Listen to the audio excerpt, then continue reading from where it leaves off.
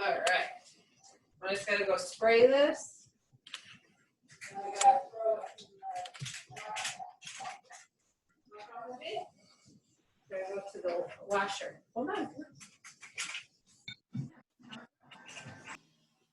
Okay. Good evening, everyone. I call to order meeting number 1794 of the Planning and Zoning Commission at 6:30 PM. Let's see if we have a quorum. Commissioner Thurs, are you here? Yes, sir. Mike Kozlowski? Holy shit. Mike, I see you there. Ann, I see you're here. Tim Moore, are you here on the phone? Tim, I believe, has his term has expired. I believe. Okay. All right, that's 4 regular members. Frank Gowdy, I see you're in the audience. No, on Facebook tonight, he had a little blurb on there from the JI saying this was his last meeting of the Planning and Zoning. I thought he told you that last time. I apologize. I think Tim this, Moore, for the record, are you on the call tonight? Let the record state that Tim Moore is now here at 6:31 PM. Frank, I'm going to elevate you to a voting full member, voting tonight. that's Unless okay we with hear me. from, Yes, we hear from Tim otherwise. So we have a quorum. We have five members tonight. Are there any added agenda items? No. Come here. The whole room. I asked if you're in the audience, kindly put your microphones on mute because we can hear every word that everyone says out there. Ross, how do I put a microphone? There were 3 legal notices. Please bear with me. Some of these are very lengthy. Item number 1, the East Windsor Planning and Zoning Commission will hold a regular meeting and public hearing on Tuesday, January 12, 2021 at 6:30 PM via the remote Zoom conferencing platform. It's for a zone change application. Applicant Dave Mason, 87 South Main Street, for a zone change from TZ5 R3 and A1 to a TZ5 and A1. That's map 52, block 20, lots 29 and 69. A full copy of the application is available on the town clerk's webpage and on the Planning and Zoning's Developments webpage on the town website. All interested persons may appear on the online meeting in the public hearing to be heard on this topic. This is dated December 31st, 2020. This appeared in the Journal Enquirer on December 31st, 2020, as well as January 7th, 2021. Public hearing number 2. East Windsor Planning and Zoning Commission will hold a regular meeting on Tuesday, January 12th, 2021 at 6:30 PM via the remote video conferencing platform Zoom. The public meeting to be held, it's for a text amendment application from SJK Properties LLC to East Windsor Zoning Regulations, Section 802, Multifamily Development District.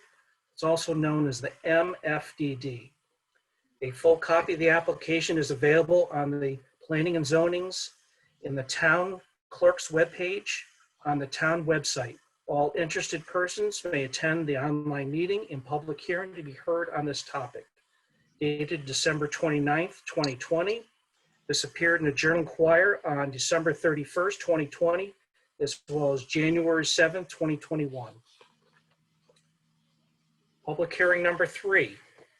East Windsor Planning and Zoning Commission will hold a regular meeting on Tuesday, January 12th, 2021 at 6:30 PM via the remote Zoom conferencing platform. The following public hearing will be heard. It's a zone change application, applicant SJK Properties LLC, requesting a zone change from R3 to an MFDD of real estate properties known as Quarry Meadows subdivision adjacent to Depot Street in the town of Ellington, Connecticut, located in the northeast corner of East Windsor, Connecticut. Subdivision and associated real estate properties comprised approximately 48.78 acres in the town of East Windsor, Connecticut, including 48 building lots, 6 parcels road areas designated as Quarry Road, Sullivan Farm Road, and Boulder Court, and other portions of the property associated with subdivision improvements as depicted on the plans entitled Quarry Meadows off Depot Street, East Windsor, Connecticut, Assessors Map 27, Block 77, Lots 6 and 9 subdivision plan as approved and recorded in the land records of the town of East Windsor, Connecticut, and as such parcels, road areas, and other portions of the property associated with subdivision improvements that are marked that are the subject of the zone change applications are owned by SJK Property, LLC, Jolana H. Komet, Merrick L. Komet, and John T. Barney as designated by the town assessor and the town of East Windsor as map 100, block 77, and I'm not going to read them all. There's 27 individual lots associated with that block. There's some lots on map 110, block 77. There's 23 different lots associated with that one. And finally, map 90, block 77. There are 4 separate block numbers associated with that. This was dated East Windsor, Connecticut, 2020. This appeared in the Journal Enquirer on December 31st, 2020, as well as January 7th, 2021.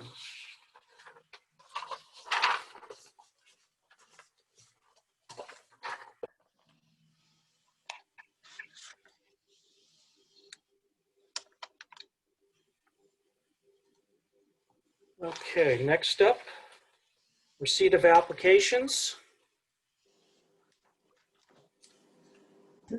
for 111 South Main Street, map 52, block 20, lot 61 for a zone change application for United Ag in Turf Northeast for a zone change from R3 to TZ5. This will be discussed at a, yes. Question, are we going out of order? Yeah, sorry about that. You're right. I kind of jumped ahead myself. Scratch that. This is the public participation portion of our meeting. Thank you for bringing that to my attention. Are there any comments from the audience for something that's not already on tonight's agenda?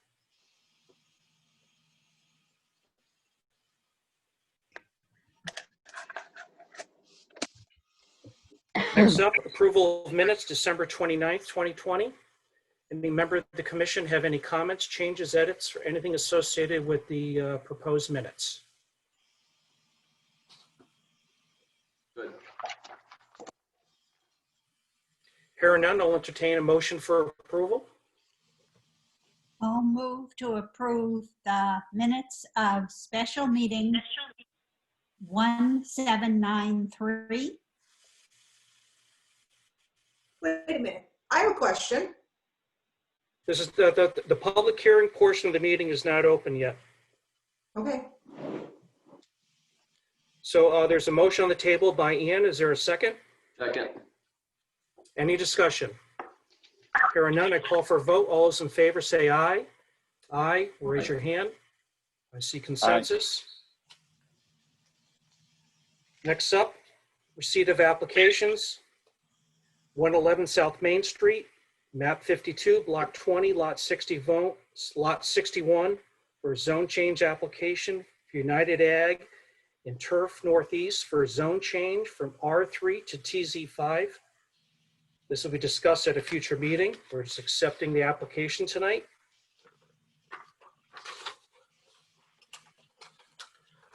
Next up is continued new public hearings. And before we get started tonight, I just want to explain, I want to provide some general information to the audience regarding the public hearing process and what one person might expect being in the audience tonight. After I read the application into the record in a few minutes, the applicant and his team will give a presentation or an overview regarding their request to the Planning and Zoning Commission. Depending on the amount of content they have or complexity of the application, the length of their presentation can be just a few minutes or could take the better part of an hour or even longer. I just want everyone to fully understand that. After the applicant has completed their presentation, I will ask each one of the Planning and Zoning Commission members if they have any questions for the applicant. After all the commission members had an opportunity to speak, I will then open up the public hearing to the general public. If there are any comments from the audience or questions, I will ask that you raise your hand and I will call on you. And when you do that, I'm going to ask you to state your name and address for the public record. Just a couple other points of clarification. I also want to mention that it's not uncommon for the Planning and Zoning Commission to continue or not close a public hearing for any meeting. It includes tonight's meeting. But if we do elect to close the public hearing tonight, under the statute, the commission has 90 days to render a decision. And just the final point of clarification, any approval for a text amendment or a zone change does not mean any development is approved. What that approval allows is the next step in the process, which is a special use application, which is yet another public hearing. It is at this point in the land use process, details regarding the site design, layout, access, landscaping, traffic, and numerous other elements or details will be discussed. So I don't want anyone to get the opinion that if this commission decides to take action tonight, no approvals to build anything will be granted. Okay, next up, under our first public hearing tonight, 87 South Main Street. This is a zone change application for TZ5, R3, and A1 to, TZ6, R3, and A1 to TZ5 and A1. The owner or applicant is David Mason. Is someone here for that application tonight? Good evening, Mr. Chairman. Jay Ursery with J.R. Russo and Associates here representing the applicant, Dave Mason. Can everybody hear me okay? Yes. Okay, thank you. Again, Jay Ursery with J.R. Russo here representing Dave Mason with regard to this zone change application. This is a property that's located, as you said in the legal notice, 87 South Main Street. It's on the east side of South Main, just south of Tromley Road. And it's currently in 3 zones. It's partially zoned TZ5, which is the area closest to Route 5. Then it goes to R3, and then the rear of the parcel is zoned A1. And Mr. Mason is looking to rezone a portion of that property to TZ5 to increase the area of the TZ5 zone. So at this point, why don't I try to share my screen with you, and I'm going to put the zone change map up on the screen, and so we can all look at it and talk in a little more detail about what we have here. Just bear with me here for a minute. Well, don't show that to me. The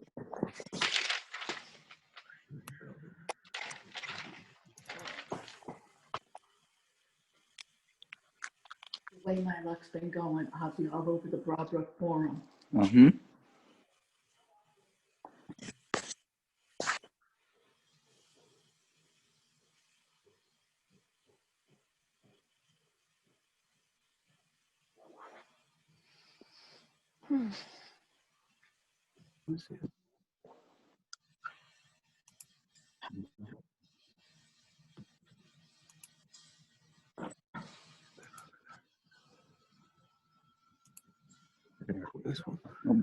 Okay, can everybody see this?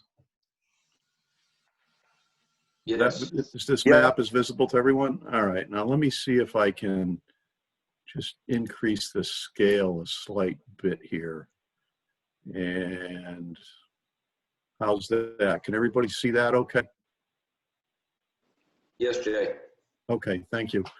So what we're looking at here is this particular property located at South Main. And if we look to the north, and if you can see my cursor on the screen, this is Tromley Road. And I'm heading west, coming down Tromley to South Main Street or Route 5, which is just off the area map here. And this is the intersection at the intersection of Tromley, Route 5, and the entrance into the high school. And then we come south on Route 5, and again, following my cursor, and here we are at the frontage of this particular property that's the subject of the application that's here tonight, which is essentially 2969, which is right here. And now let me see if I can get us over to the actual zoning of the current zoning of the property. Just again, bear with me. I'm going to move us around on this map. And the key map actually shows it a little better. Now this is a smaller scale. And again, if you look at my cursor, here's Tromley Road, and this is Route 5. The high school is located right here. And the property we're looking at is this piece right here, and specifically the area that's cross-hatched or checkered here. If you were to kind of try and locate ourselves here on Route 5, when we're at the intersection, you've got the Sunny House Restaurant that's right here on the corner. And then we have North Bay Imports, which is a used car dealership that's right here. And then when we go south from there, I think there's 2 residential homes. One of them belongs to the Putchermit family. The other one, I think Larry Tribble owns. And then we're at the frontage of this particular property, and that's the subject of the application itself. So, as I said, currently the front of this property is zone TZ, which allows a number of different types of commercial and business uses. Then it goes back to R3, which you can see here is in a little bit different color on your zoning map. And then when we get way to the rear, it's in the A1 zone. So the R3 is a residential zone, which allows fairly small lots and high density. And then the A1 in the rear, again, is a residential zone, which allows, again, single family residential zoning with larger lots, essentially 1 acre lots. And what Mr. Mason would like to do is change the R3 portion to the TZ5 and then a small portion of the A1 to the TZ5 zone. And I'm going to pan over to the other section of the map again now so we can look at this a little closer.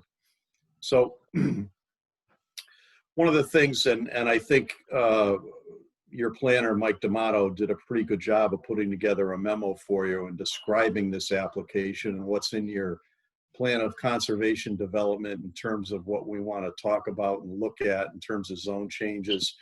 And I also added a little bit of information which Mike commented on, and I think we may have touched on when we were before you informally a few weeks back or a month and a half, I don't remember exactly, with regard to your Route 5 corridor study, which was just done recently, which also touches on this area and talks a little bit or speaks to the this particular area of Route 5 in terms of development that could potentially happen in the future. So the area of the zone change is this crosshatched area. It's about 12 acres in size, which would be added to the TZ5 along the frontage here. And Mr. Mason is looking at doing a used car dealership type of development that would offer cars for sale, and he would service the cars that he has there as well. And there isn't enough room really to do that in the current TZ5 area along the front of the property, so we would need some more acreage in order to do what he wants to do. The infrastructure obviously is all there on Route 5. There's sewer, water, gas, electric. It's all available and could service this particular property. It's in the sewer service area, and all of those things are in place, which are talked about in your regulations and in your POCD. And the POCD does talk about transitioning from residential uses along the Route 5 corridor to more commercial and business type uses. And I think generally that this is in harmony with what the POCD does talk about. And to go a little further, and I think it might have been Chairman Ouellette who mentioned the Route 5 corridor study, which I know all of you were very much involved in as this was going through the process. It speaks to it as well. And one of the things that it talks about in this Route 5 corridor study, and let me see if I can pull it up for you here. I'm going to try and switch screens on you. Can everybody see this now? I've changed to CROG, Capital Region Council of Government, draft future technical memorandum. Does everybody see this? Yes. Okay. So I'm just going to scroll down a little bit. There's a lot of text in this. You can see here's the table of contents, and there's a lot of graphics and so on and so forth. But one of the things when we get down through the text is they talk about growth on Route 5, and this is related a lot to traffic and what conditions need to change and improvements need to change on Route 5 to essentially to allow increases in traffic as Route 5 continues to grow. And they look at existing conditions and future conditions, but when we get into what they call the build scenario or build scenario development, and I've got it right here and I've pulled it up on the screen, it talks about looking at Route 5, and it talks a little bit about the current zoning and the TZ5 zone, and it seems to be a little bit, I don't want to say disagreement, but maybe a different outlook on how Route 5 should be developed in the future. And I've highlighted a section of it here, and what it says here is the advisory committee felt that the corridor should provide for more commercial development and less residential development than identified in the current POCD. And this was based on the corridor's status as one of the only locations in town that provides sanitary sewer service, along with access to the regional highway system, Interstate 91 and Bradley International Airport. Therefore, the study team developed new development concepts that focus on enhancing the amount of commercial development within the corridor. The potential developments are identified in Table 2 and Figure 2, both following. And there are some conceptual plans, and I've got those here as well. But as we scroll down, there is a small build scenario that's shown here. And again, looking at this, here's Route 5, South Main Street, and you can see it here. Here's Tromley Road, and here is Phelps Road. And essentially we're located right here where my cursor is right now. And they're showing what they call Site 6, which is a development here, which is an abutting property to the south of us. And they're showing another potential development called Site 5, located here just to the north side of Tromley Road. And these extend back substantially from Route 5, much further than what we're looking at in this zone change application. But essentially what they're doing is they're identifying or I guess recommending that there's the potential for more commercial and business development along Route 5 than maybe what the POCD really speaks to and talks about. So let me, again, change screens here with you, and I'm gonna go to this one. And this is where they actually have shown in a little more detail some potential developments and increase in the TZ5 zone, or in the commercial or business development. Oh, come here. Here's Tromley Road. This is the East Windsor High School. The restaurants here, this is North Bay Imports. Our property essentially in this zone change is right here where my cursor is. And they're looking at the potential for a fairly large commercial business development here just north of us. And then if we scroll down and go a little bit south, again, this is Route 5 that's located here. This is Phelps Road. The property that's involved in this application is right here. It's the abutting property to the north of this particular build scenario. And again, this would probably be an industrial park, I would guess, coming off of, off of South Main Street, Route 5, coming up through and then coming back out to Phelps Road. And this one actually comes in, if we're all pretty familiar with where Winton Road is, this would be a four-way intersection at Winton with a new road that could come up through here. This is Stanton Equipment, the John Deere dealership located just to the north of this. And the site that we're talking about is right here. However, we're not talking about going back anywhere near this far. So it appears when we look at the Route 5 corridor study that they're more aligned with what we're kind of thinking about or talking about here in the particular application that you have before you right now. And again, if I can come back and see if we can find the other map again. No. Struggling a little bit. I want to be.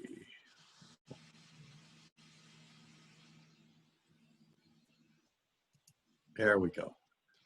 So again, if we were to look at this, the development that I just showed you was located on this parcel just south of us. And the development just to the north is located right here. And those go back substantially further to the east than we're looking at here. So it's our opinion based on this application that it's really in harmony with what the Route 5 corridor study is talking about. And I think still basically in general harmony with what your POCD is looking at and talking about in terms of zone changes and development of areas along Route 5. So this particular applicant is looking again at a used car dealership at this location, but certainly in a zone change application, you need to look at a lot more than that. As you know, and Mike D'Amato has pointed out to you that anything that's allowed in the TZ5 zone could go here. And that's what really needs to be considered in terms of the zone change. Although we have an applicant here and a potential buyer of this property that has something specific that he wants to do, there are certainly other uses that could take place here. So again, it's our position that it does conform and is in general harmony with the POCD and certainly in harmony with the Route 5 corridor study as it's currently laid out. So that said, again, just to reiterate quickly, all the infrastructure is here to support this type of a development. All the utilities are available, and the property is certainly suitable for what Mr. Mason would like to do. So I think Planner D'Amato has done a good job at reviewing this with you and putting together a memo that kind of points out all the details. I think I've given you a pretty good overview. So if anybody has any questions at this point, I'd be happy to answer them if I can. You're on mute, Joe. Thank you. I'm going to query the members of the commission.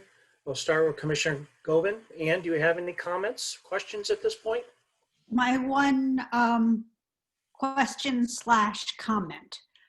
It strikes me when you look at the homes on 4th Street that abut this, they are very small parcels.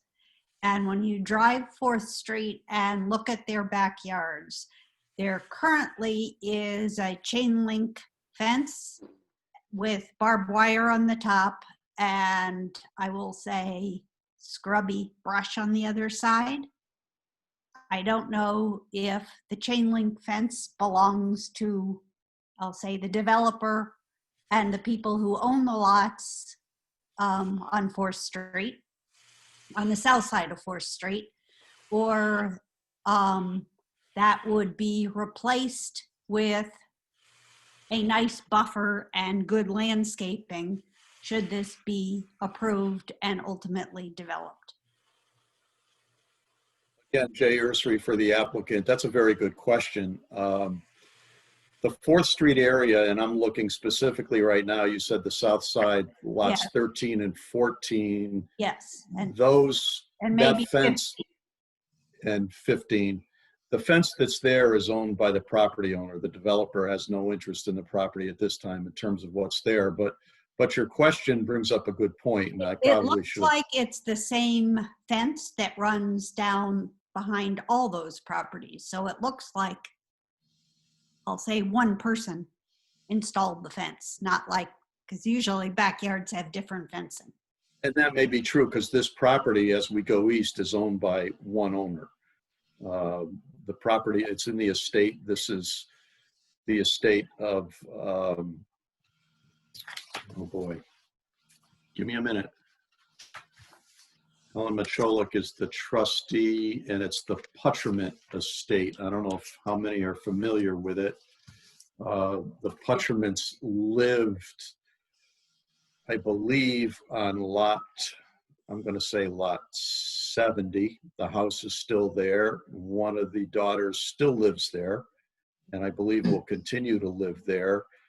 It was the former location of East Windsor Tool and Die, which was a commercial aircraft parts manufacturing company, which was located on a portion of this property, and whatever fences there would have been put up by them. But to answer your question, which is an excellent question, your regulations do talk about a situation where we have commercial or business development or business zone property adjacent to a residentially zoned property, and it requires buffering. And currently your regulation requires a 100-foot buffer between a residential property and a commercial or business owned property, with an allowance to potentially go to 50 feet with fencing and potentially a berm and landscape screening. And I don't remember whether you were on when the Noble gas station was approved on 140. That's an area where this came up, and there was a reduction to 50 feet in the buffer, and there's a fence there, and there's landscaping and so forth. But those types of things would be required along this boundary, as well as along the boundary for lot 70, which is still in the Putcherman estate. One of the daughters lives there, and any other residentially zoned property. The same thing would apply down here along lot 65 as well. And not only residentially zoned property, residentially use. So you could have a property that was zoned residential, but if the use was residential, the buffer would still be required. So there's safeguards built into your regulations to take care of the situation you're concerned about. So the net impact to the abutters would be an improvement of their view in the backyard. I would think so, yes, based on what you described, yes. Thank you. Mike Kozlowski, I'll call on you next. Okay, I was really close down the same lines. Jay, so we're talking 100-foot buffers pretty much all the way around this property. So That's how much true. is that going to be? I think that's true, Mike, although I'm not sure that it would apply in the back, only because it would be owned by, he's buying the entire piece. He would own that. But it would apply, I assume, to the south on lot 65. And I believe that's a single family residence, if I remember correctly, that's located behind Stanton Equipment. There's either 2 or 3 houses back there. I don't remember exactly. It would apply there. And it would also apply, there's a small house located, no, I don't know. I'm not sure if it's on 66 or 67. And then you've got there's a little motel there, if you remember it, that kind of sits back off the road, which I think would be considered a residential use. It would apply there as well. So you're right. It would apply almost entirely around this piece. And I think we talked a little bit about that when I came before you informally as to, we're looking at a 12-acre zone change, but by the time you take all these buffers out, it's much less than 12 acres because there's a lot of this that won't be usable. It won't be able to be developed. Yeah, that's what I was wondering, if you calculated how much this reduces it down to per usable area. Mike, I did not, but I'm going to tell you it's substantial. It's many acres. It might be 8 or 9 acres that's developable after all these buffers come out. Okay, so I mean there will be, because looking through an aerial on this, it looks like there is some mature vegetation along the north side, so that may actually stay within the buffer area and may remain. It probably would, and I think it's also true on the south side because you have Mason's Brook that comes down through there, and it's an area that contains some steep slopes, some wetland soils. None of that would be developed anyway, so all of that would remain wooded and vegetated, including the buffer areas. So, excuse me, that's kind of a natural buffer, but the buffers would also apply along the backs of the Route 5 properties where you have the motel and the house that is currently occupied by one of the Putcherman girls. Okay. So there is provisions to provide some pretty good screening and buffering all the way Yeah, around. that's all required in your zoning regulation in a situation like this where we have business, commercial versus residential use. All right, that's all I got, Joe, right now. Thank you. Jim, any comments? No, I'm good. Most of my questions were answered during the informal meeting we have last month, and my fellow commissioners asked the rest of the questions I was interested in. I'm all set. Frank? I'm all set. All the questions I had, especially the buffering, was answered. I'm just curious if it's going to be cut down to 8 or 10 acres. Is it that much? If you can bear with me a few minutes, I can probably figure it out for you.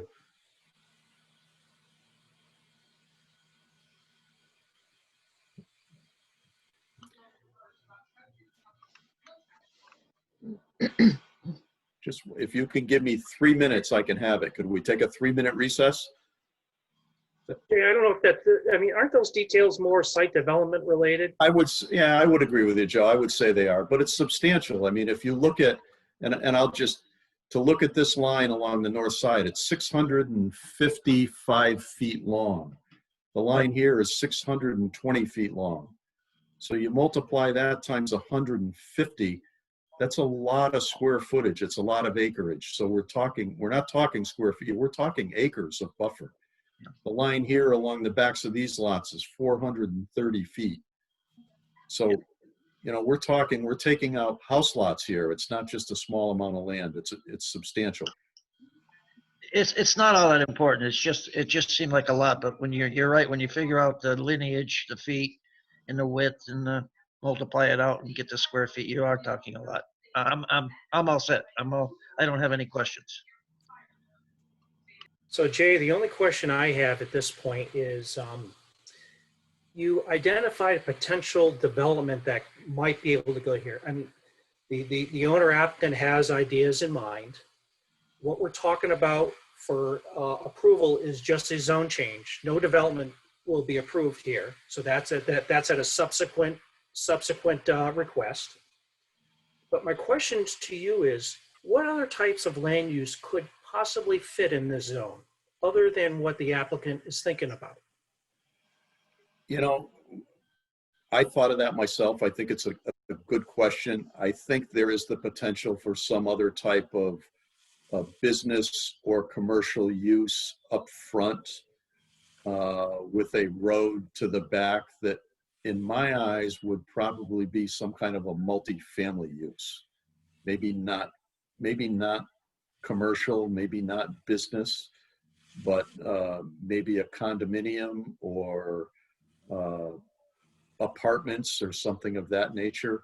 But I still think the front of this parcel deserves or really wants to be zoned commercial business, because I just think that's what Route 5 is. I don't think the residential uses that are up close to Route 5, it's not going to remain that way. It's just, and I think we've seen that transition happening over the last 20, 30, 40 years. There still are some homes, and there are quite a few depending on where you are, but I just think that this front portion of this land is certainly going to be zoned or developed in a commercial or some other type of business use. Now, could it be retail? It could be. It could be some kind of a little retail shopping area like you have to the north of us here on the opposite side of the road. You have the plaza that the Tartsinis own.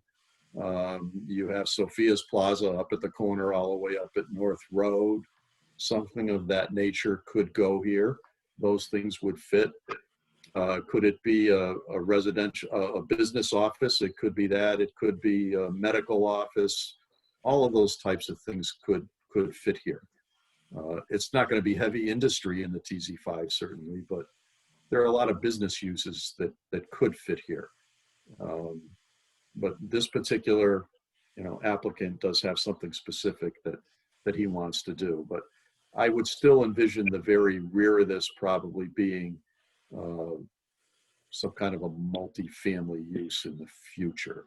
And this property does have access back out to Tromley Road at the very rear of it. And it is somewhat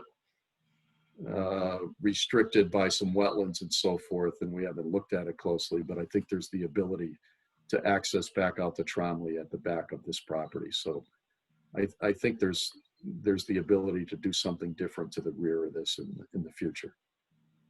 Okay. So with that, this is a public hearing. Mike, you have a question? Yeah, one thing, Joe, I just wanted to mention. So I went down and looked through the permitted uses for the TZ5, and currently in the regs, the only thing that's permitted by right is farming. Everything else is a special use permit. So anything that would go in there would still have to come before us for a special use permit. Correct.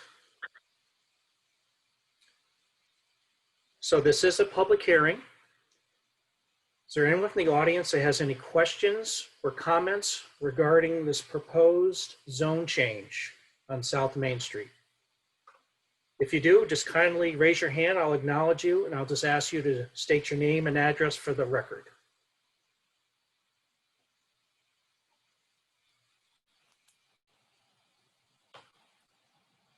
Okay, I'm not seeing anybody have questions. Mike D'Amato, do you have anything else to share with us regarding this application? Not really, nothing crucial. I think that Jay did a good job of sort of explaining the relationship between the POCD and the corridor study. The corridor study is obviously much newer. It's much more recent than the POCD, so it has more up-to-date information that I think you can use. My original concern is that the POCD doesn't have a lot of supporting information for this type of change, but the corridor study is more in line. And frankly, I don't know that the suggestions for this area of town in the POCD are all that realistic. And they don't fall in line with some of the other things you're seeing there.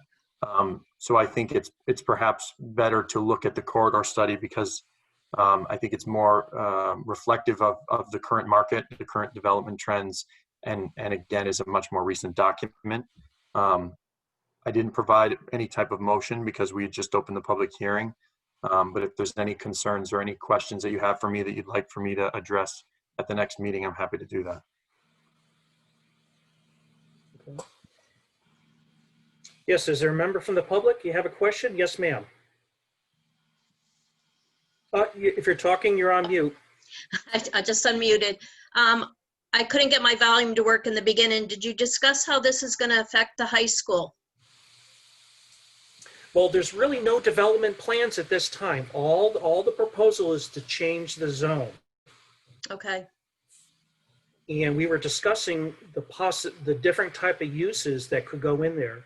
Right now, the current owner tentatively has plans for used car dealership and service vehicles, but that is not carved in stone. As the owner's engineer stated, there are options that someone could pursue here. So there's no development plans of any kind here. And the zone change is only going up to like house 23 on Tromley? Jay, that's probably more in your area to answer. Actually, the zone change, if you can see, I'm assuming you can see the map. Yeah. Okay, so this is lot 20. These are not house numbers, I don't believe, on Tromley Road. So it's just past First Street if you were to go a little bit east past First Street. Here we have the corner house, and then there's another house, and then it would be the third house past the intersection. It would go up that far. It's roughly to number 42. Ah, that's my house, or next door to me. I'm just using the GIS. Yeah.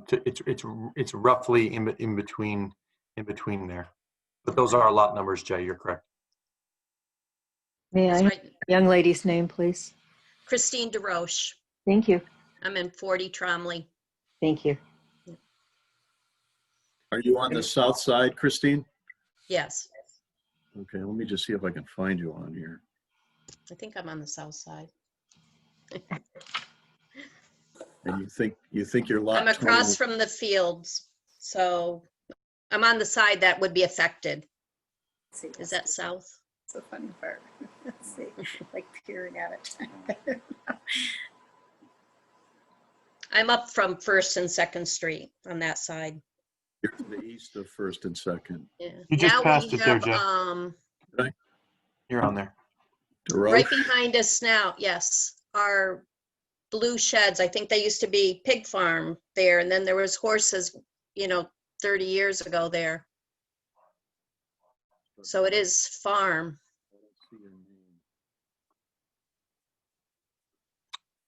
It would be 20, I think it should be 20, Jay. Lot 20. 1907, I see 19. Just if you scroll down a little bit. There it is, 20. Yeah, I see it. All right, I see it. Yeah, okay, so Christine, you're right here. Okay, And, yeah, That's what I thought. it would go just Yeah. to your left rear property corner. okay, And as we had talked about, I think Ann asked the question, there would be a buffer as well required along the back of your property. But you're right, years ago, I think there were horses back there, if I remember correctly. yes. And before that, I was told, before I moved in 30 years ago, there was pigs. That I pig don't farm. remember. I Yeah. know the Putchermans had horses back there for years. Yes, yes. So those, are they planning on taking those sheds down now, or is it just the changing of the, Administrative, it's a request to change the zone. It's something on paper at this time. okay, And if it's approved by the commission, that could lead to additional applications by the applicant. okay. So stay tuned. Correct. Okay. Anyone else have any other questions or comments?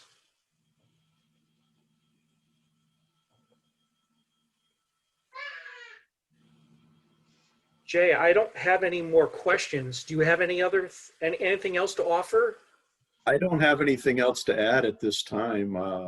I've given you all the information that hopefully that you need in order to make a decision or be comfortable in considering a decision. So unless somebody else has some more questions, I don't have anything to add. So members of the commission, I'm considering closing the public hearing tonight. Is that something that you all feel comfortable with? And we consider taking a formal vote at a future meeting? I do. I'm comfortable with closing the meeting and taking a future vote. Okay, with that, I'll entertain a motion to close the public hearing. I'll move to close the public hearing on application PZ 2020-18, which is a zone change application. Applicant Dave Mason, 87 South Main Street. It would be a zone change from R3 and A1 to TZ5 and A1. It's for the property on map 52, block 20, lots 29, 69. There's a motion on the table to close the public hearing. Is there a second? I'll second. Is there any discussion? Hearing none, I'll call for a vote. All those in favor say aye, raise their hands. Aye. Aye. Okay, I see 5 hands. The public hearing is closed. Thank you, Jay. We'll Thank be you. taking action at a future meeting. Thank you very much. Good job, Jay. Thank you. Next up, under new public hearings, item B for SJK Properties LLC for text amendment application to East Windsor zoning regulations Section 802 Multifamily Development District, which is also known as MFDD, as well as another one for SJK Properties LLC for zone change application from an R3 to MFDD. And that's associated with map 100, block 77, as well as 27 individual lots. Also on map 110, block 77 with 23 named lots, as well as map 90, block 77 with 4 named lots. Okay, I'll turn the meeting over to the applicants team. Hey, good evening, Mr. Chairman. For the record, and members of the commission, for the record, my name is Christopher Smith, and I am a land use attorney with the law firm of Alter and Pearson. And I appear before you this evening on behalf of the applicant, SJK Properties LLC. And with me in attendance this evening in this remote meeting, public hearing, is Merrick Kemet, representing the applicant. As the chair indicated, I appear before you this evening concerning 2 applications. The first is a zone text amendment involving your multifamily development district, or MFDD district, here in East Windsor. And the second is a zone change application. And from a procedural standpoint, Mr. Chairman and members of the commission, I would respectfully request, and it seems that this is what we're doing, is that both applications be entertained with the single public hearing. Of course, I will address the zone text amendment first and the zone change, but even though they are standalone applications, they are somewhat related, as you're aware. So with your permission, I just was looking to clarify that for the record, Mr. Chairman. This has come up on a number of occasions, and historically, this is the way we've treated it. We've heard them both concurrently, and I think it's probably worked out for the best for the commission. So I think that process is appropriate here. Okay, thank you, and I agree. Just about every commission that I appear in front throughout the state, that's exactly how it's handled. So thank you. What I would like to point out, just to emphasize this, and mainly for the public, and the chair's aware of it, and the chair's pointed it out, it was pointed out with the last zone change application, and that is that these 2 applications do not involve a proposed specific site development proposal being submitted to the commission for review and possible approval this evening. If the commission were to approve these 2 applications, there's no site development that's been approved. If the text amendment is approved in the zone change, that simply means it's the first step of, as the chair indicated, a 2-step process. If my client desired to file an application under the MFDD, if indeed the zone change is approved with the text amendment, then my client would have to return with a site-specific application. That would be a special use permit that requires all the notice and a public hearing that's required by the state statutes, as well as the regulations for the town of East Windsor. So I just wanted to emphasize that at the beginning. I know, as with the prior application, there was a pre-application meeting where my client did submit a conceptual plan for potential development of the property that's the subject of the zone change. However, again, there is no site-specific proposal before the commission this evening. I believe I did hear one of the commissioners refer to an article that had been sent to me, I think in the Journal Inquirer. I might have the paper wrong, but it did make reference and stated that there's an application pending before the commission tonight for a specific site development of what used to be the Quarry Meadows subdivision. And again, just wanted to emphasize that's not before the commission, and that's not what we're addressing this evening. Indeed, if we have these applications this evening approved, my client would have to return with a site-specific proposal where all the impacts associated with a proposed development, such as traffic and noise and lighting and whatnot, would have to be addressed at that point in time. Attorney Smith, excuse me. Yes, sir. This is Frank Gowdy, Yes, Commissioner sir. Gowdy. I read that also in a JI, and it also said that Commissioner Moore was part of that development with the Kemmets. And that's why I was questioning whether Tim is here tonight, because he was part of developing that. Now, maybe Merrick can clear that up. Absolutely, Frank. That is not the case. He is not involved in this development at all. Well, the JI should be reprimanded. They had the article, it was on Facebook. Well, that commissioner is not here and participating, which is even better. Then we don't have to address any potential alleged conflict since he's not here. And I think I read the same article, and it indicated that he was going to be resigning due to a birth of a second child or something along those lines. And I just read it quickly, so I could have it wrong. But then again, that article seemed to have a couple of points wrong, which is fine. But I just wanted to, I was hoping to clarify that at the outset of the presentation this evening. So having addressed those issues, we do have a zone text amendment that's before the commission, and it concerns your multifamily development district, or your MFDD district, and your acting planner, Mike D'Amato, in his report dated January 6, 2021, did a nice job. Oh, sorry.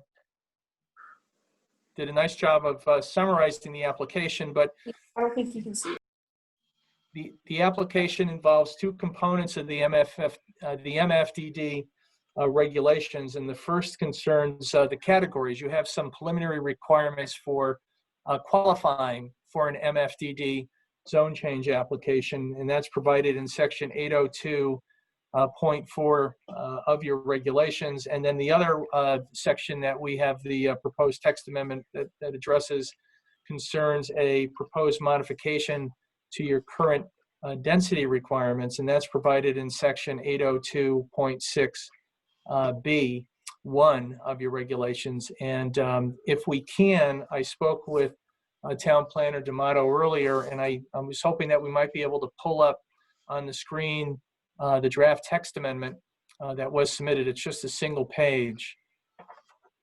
And if we can't, then I can just walk you through it. Give me 1 second. Thanks, Mike. So I'm going to share and just tell me if it's big enough.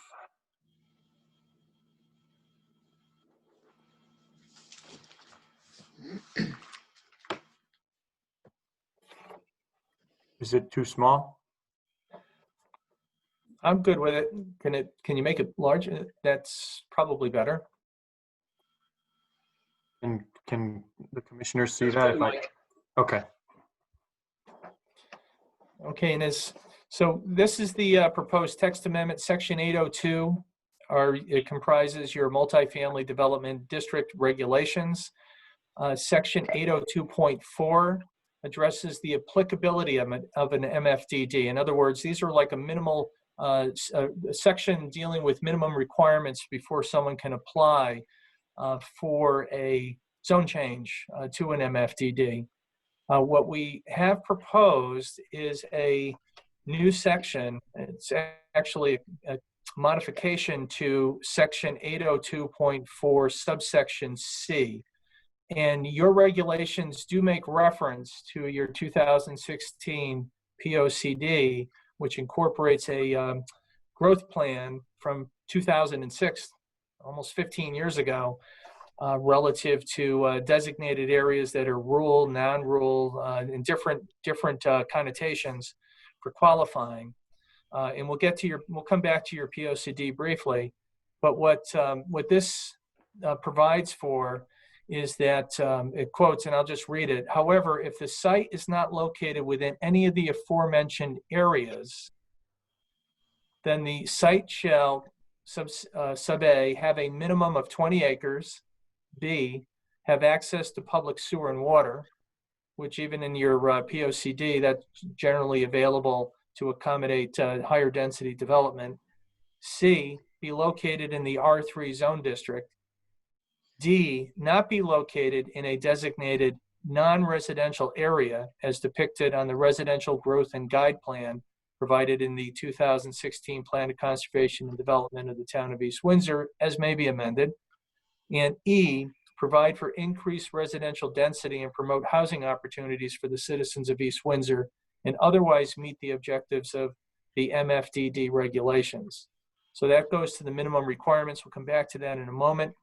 The next section that we have that the proposed zone text amendment applies to concerns density that's permitted in an in the MFDD relative to a specific application.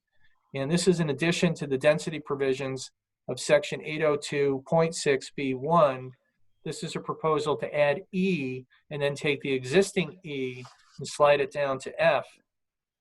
And the proposed new E is that a density of 4 dwelling units per acre of developable land on the tract, provided that the proposal is for detached dwelling units only. In no event will there be permitted more than 150 dwelling units on the tract to be developed. Two things I would like to comment on. One is your current regulations provided, and what is the E that we're proposing to slide down to F, does provide that, quote, in no event will there be permitted an average residential density of more than 4 dwelling units per acre of developable land on the tract to be developed. So this is consistent with that, but it does limit the density of 4 units per developable acre to detached dwellings only. We do provide for this cap of 150 dwelling units. It's my understanding that you have numerous parcels or a number of parcels in the town that are rather large that this cap may not be appropriate for. So we would have no objection to the commission taking that cap out relative to the property that my client has. It won't make too much of a difference. There's approximately, it's my understanding, about 44 acres of developable land. So even if that were to be maxed out for my client with the zone change, which again, they're separate applications, but it really wouldn't have any effect, but then you wouldn't have this restriction. So if the commission were to take that cap out, we would have no objection to it. And again, the 4 dwelling units per acre would be limited to detached, a proposal, a residential community that was limited to detached dwellings only. Now, as the commission is well aware, relative to an application for a zone text amendment or a zone change application, the standards for review, threefold. One is that the proposal is consistent with your comprehensive plan, which, as the commission knows, comprises your zoning regulations and your zone map. 2, that it's consistent with your POCD, Plan of Conservation and Development. And 3, that they do not result in an adverse impact to the public health, safety, and welfare. And the courts, as you're well aware, has indicated that commissions have broad discretion in determining whether a proposed text amendment or a zone change application is consistent with those documents that I just referenced and whether it would have an adverse impact on the public health, safety, and welfare. And to that end, I would respectfully suggest to the commission that relative to your comprehensive plan, relative to your comprehensive plan, your zoning regulations, and your map, this is a proposal to add an additional category of properties that may qualify for an application for zone change, and if to an MFDD. And indeed, if that were to be approved, then it would be subject to any type of development, would be subject to a special use permit, which would require a public hearing for any site-specific development proposal. The current MFDD zoning regulations provide, essentially, there's a number of provisions providing for different types of uses, multifamily, of course, with a 2-unit or 2-dwelling density. This is a proposal to go to 4 in this specific situation when you have a community of detached dwellings. And again, it's consistent with your regulations, which already provide that there shall not be more than 4 dwelling units per acre of developable land. So we're within that. That's already in your regulations. That's the existing E in section 802.6B1. And again, we're just proposing to have that slide down to F and then have this category where 4 units are permitted or 4 dwellings are permitted when you have a community of detached dwellings. So I would respectfully submit that this is consistent with your comprehensive plan, your zoning regulations, and map. The POCD, as we indicate, your POCD does provide for recommended actions, consideration, and I refer to page 32 and pages 32 and 33 of your 2016 POCD. Consideration of expanding the sewer service area to accommodate cluster housing. In other words, not single family or single acre or 2 acre zoning. And then at the bottom of page 32, perform a study to consider increased density of housing units in key locations, and specifically to increase residential density, inclusionary zoning. And one of the areas is the Broadbrook area. So those are 2 of your recommended actions. I would like to point out, and Town Planner D'Amato does in his report, that your POCD does make reference to if a certain area is designated in this growth map from 2006, if property is not within certain areas, then it really shouldn't be subject to multifamily development. However, as indicated in the POCD, just above that at page 33, as you're well aware, and this is your POCD, it indicates that it offers guidance with this map, the residential growth guide, as to where multifamily and age-restricted housing may occur. And then it goes on to say is that this plan may need to be modified as the town investigates specific developments. And that's repeated in number 4 and number 5 at page 33. And I was somewhat surprised, and I don't want to steal Town Planner D'Amato's thunder from his report, but as Mr. D'Amato indicates, much has changed even from 2016 with housing here in Connecticut, as we're probably well aware.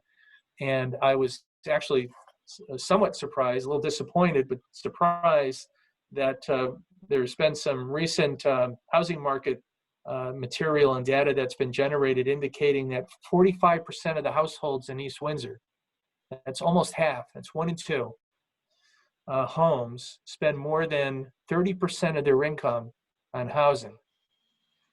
So your POCD on the one hand does call for greater density, greater housing opportunities for the citizens of East Windsor, and certainly you're based on the market needs in the town, quite a bit of cost. Half of the families, again, households, spend more than 30% of their income on on housing.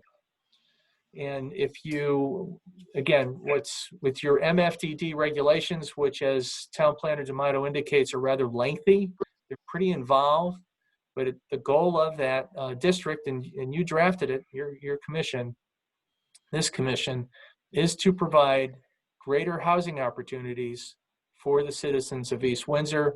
And if the commission were to adopt or approve this zone text amendment and open up the opportunity, and it's just an opportunity, to come to the commission and ask for a zone change for a property to the MFDD zone district. And if it were to be approved, then come back with a special use permit application for any site-specific development. It just provides that opportunity for landowners in the town of East Windsor, and also provides greater opportunity for housing opportunities for the citizens of East Windsor.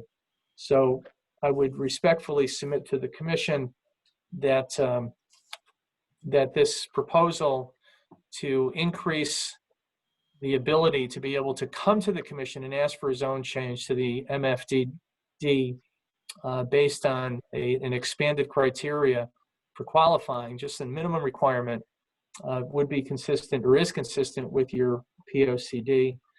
There is a recommendation from Mr. D'Amato that if indeed the commission were to consider approving it, that there be additional criteria to 8024C, quote, whereby it would provide, quote, that shall provide residents within the development community amenities and access to open space, end of quote.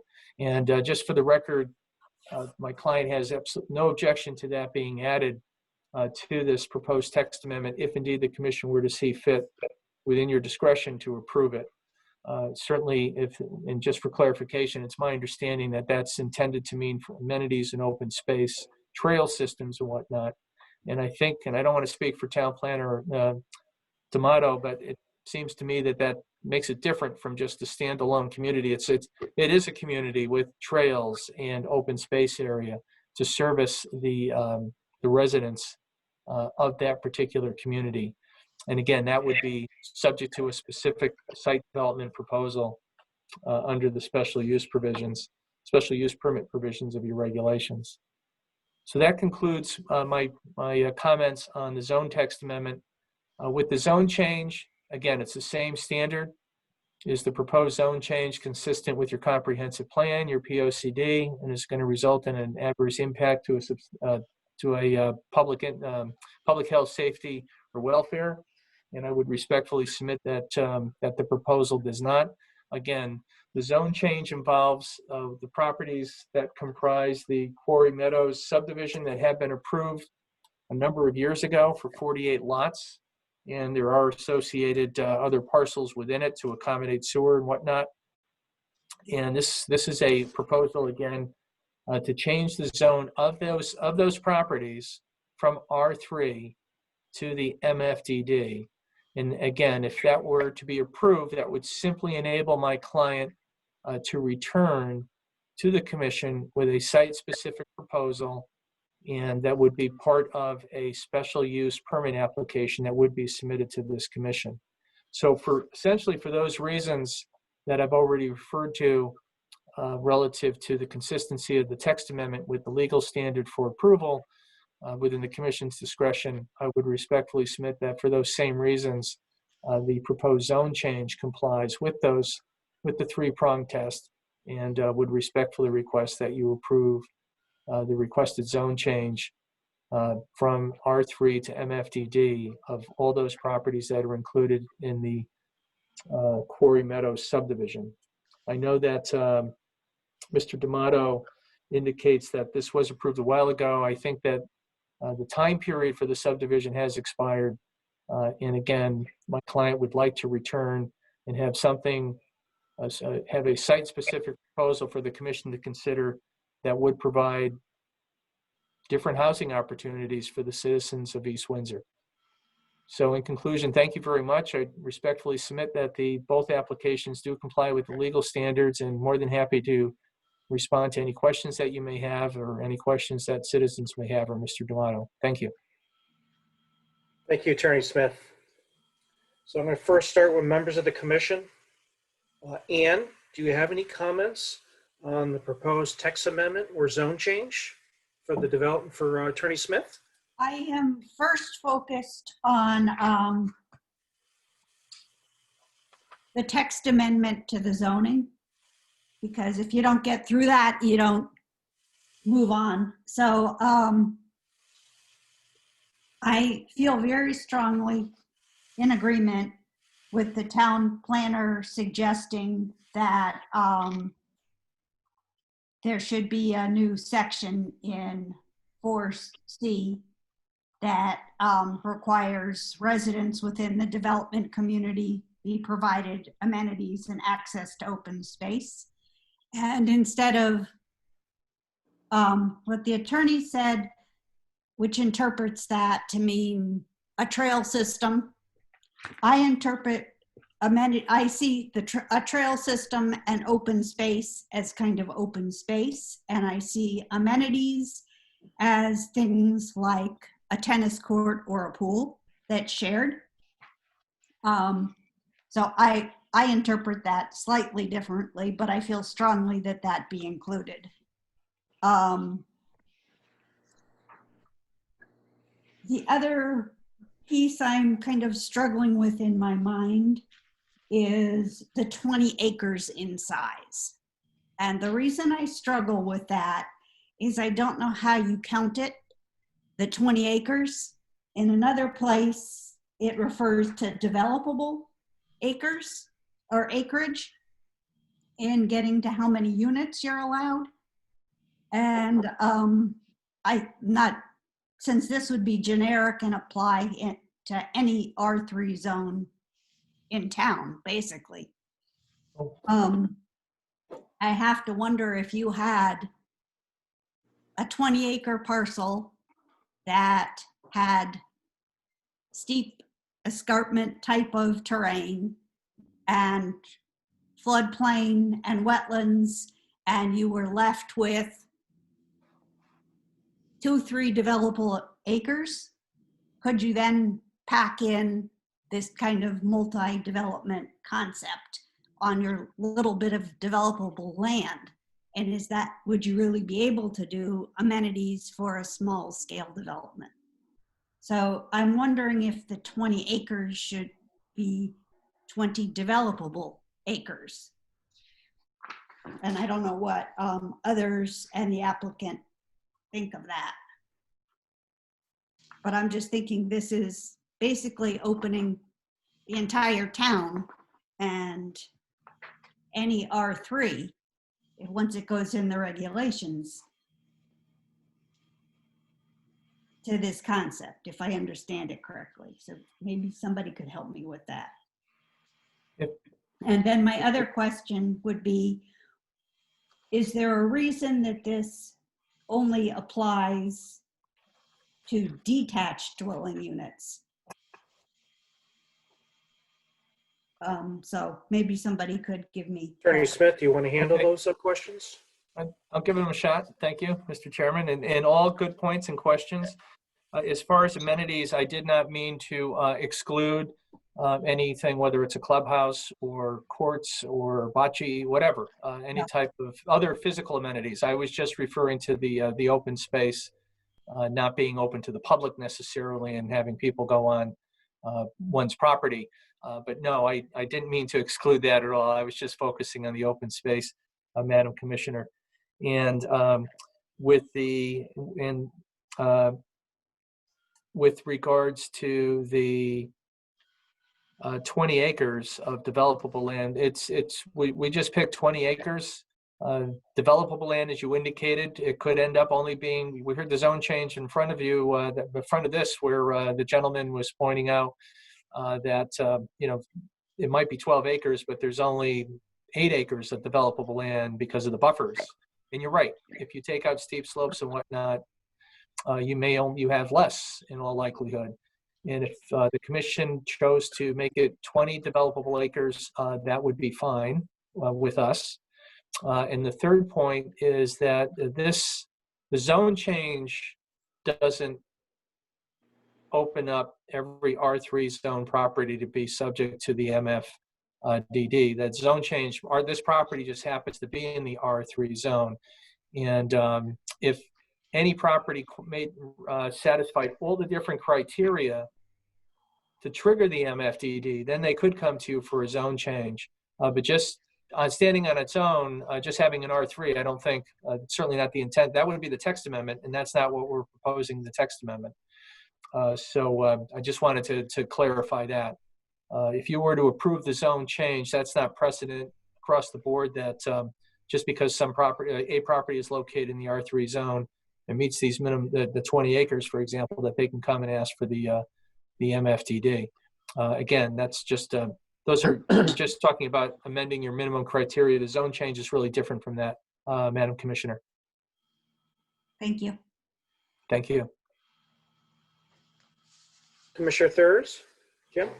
Yeah, this parcel is 44 acres at 4 units per acre, comes out to 176 units. And your zone change, you're looking to go higher than the original 150? Sir, just was pointing out to the commission that if the 150 is restrictive, and it restricts an applicant, if you were to decide that you didn't want to have that 150 cap as we proposed, I was just indicating, my client was just wanted me to indicate that we would have no objection to that being taken out. And you're right, when you multiply out the 44 and somewhere in the 44.3 with 44 acres, it does come out to that 176, 177. That's if everything worked out perfectly. For my client's property, Merrick has told me that that's not what would happen because he couldn't get everything on there where it would work with the amenities being proposed and whatnot. But so I'm just trying to be responsive relative to the zone change component of the proposal. Okay, that's all I have. Mike Kozlowski? Okay, Attorney Smith, maybe you can clarify for me. Currently, under section 802.1, under the purpose of the MFDD district, it already states there that it needs to be either serviced or can be serviced by public water and sewer. And it also already states that it cannot go in a non-rural area. So why do we need to reiterate this in another part of the regulation? I'm sorry, sir. With the,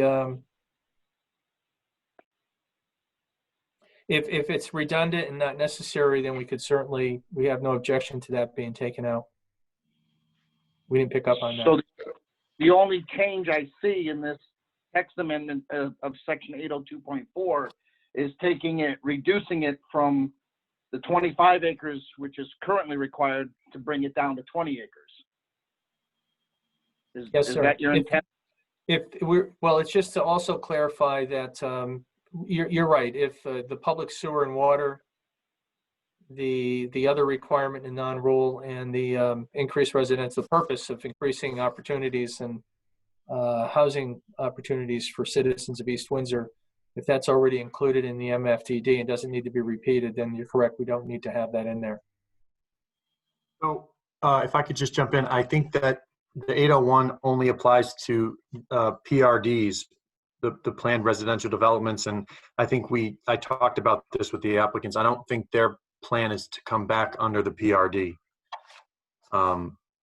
And granted, the 801 and 802 are incredibly complex in the way they relate to one another.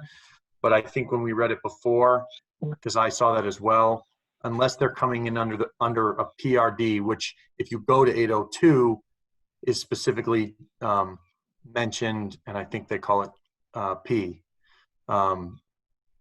it wouldn't apply. I believe their plan is to come in under C, condos, residential cooperative, and residential or community association.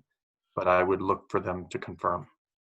For the record, Chris Smith, Mike and I did have this conversation, and that is indeed, that would be the distinction. It would be limited to a condominium or common interest type form of ownership.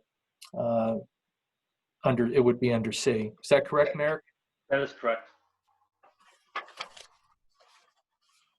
Just to clarify. Good question, though. Thank you. Okay, because then 802.4 B also states again, served by public water and municipal sewer. Under the multifamily MFDD. 802.4C, correct. Yes, sir. B. 802.4B. B. And that's in the A, C, E, or P. Correct.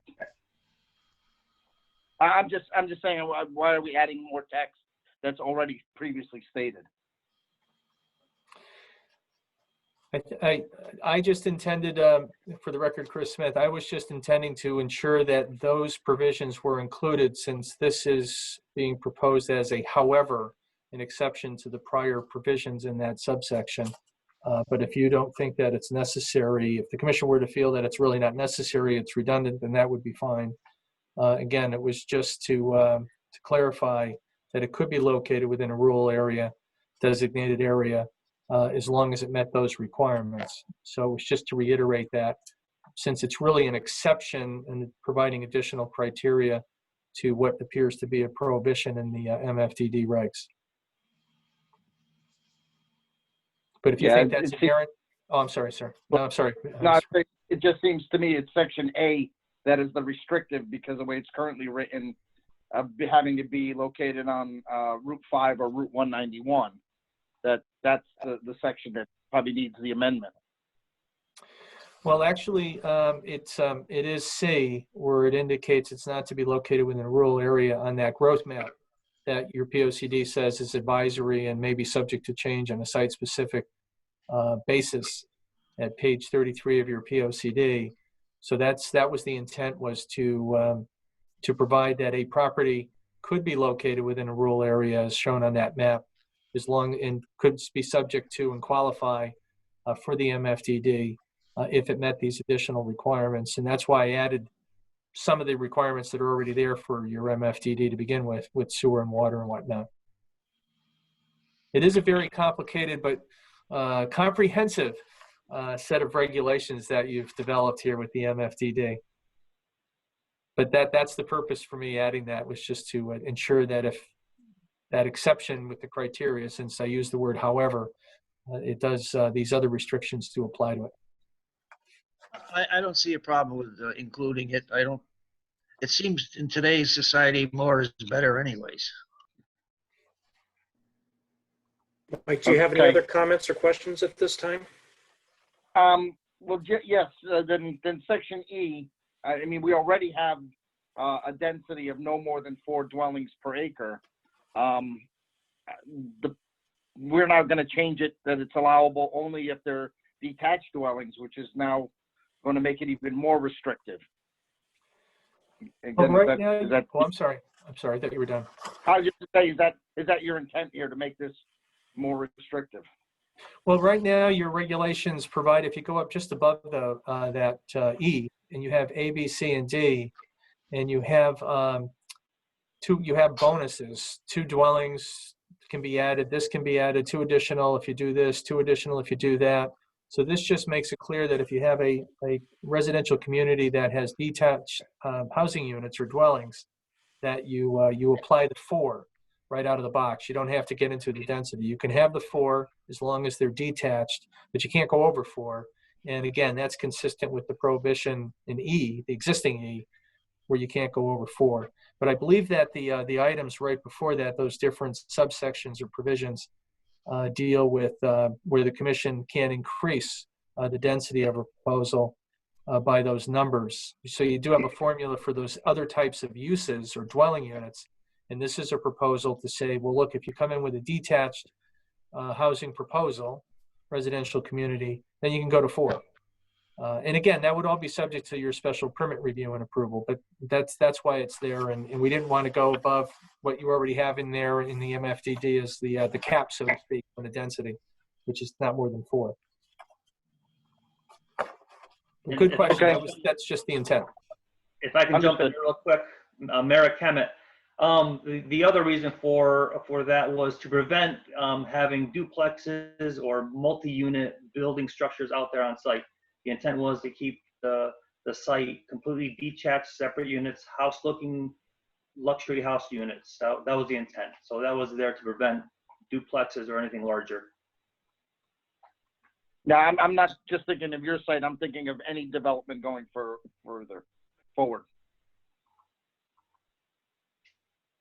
All right, thank you, Mr. Chairman. That's all I have.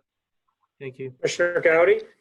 I'm okay. A lot of my concerns have been addressed and presented well to the commission. Mike D'Amato, do you have any questions before we open it up for public comment? I don't have any questions, so unless anybody has questions for me, I'm all set for now. Okay, at this time, we're going to open up the public hearing. Couple things. I asked your hand to be raised so I can acknowledge you. And second of all, when I acknowledge you, just please identify your name and address for the record. I'm not going to see you. So who would like to go first? Tap to speak. Yes, Roberta, go ahead. Hi. How are they planning to do the open space area and the trailways that lay? It looks like it's laid out between my land and theirs. I want to make sure I have active farmland. I do not want that destroyed. So how do they plan to protect the farmland from the all these houses and the people that are going to be using the trail system? So could I get an address, please? Roberta, can you kindly offer an address where you reside? I reside at 20 Overledge Drive in Derry, New Hampshire. Thank you. Chris, do you want to answer that question? Yes, Mr. Chairman. Again, as the chair indicated, there's not a site-specific proposal before the commission this evening. However, my client, as with the prior application, did appear in what's permitted by state law with a pre-application informal review. And my client did attend a commission meeting and showed them that conceptual plan that the newspaper had in the newspaper today. And I indicated to my client, Mara Kemet, that since we have the governor's executive order 7I does require that an applicant file with the commission at least 24 hours before the hearing any documents that may be referred to by the applicant, I suggested to Merrick that we include what he had showed the commission a month and a half or 2 months ago, just so that if it came up, it would be in the record. So I asked Merrick to submit that to the staff, and he did. And that was made part of the material. We weren't planning on going through that at all. It's just that if the commission brought it up and had some questions, it would be there.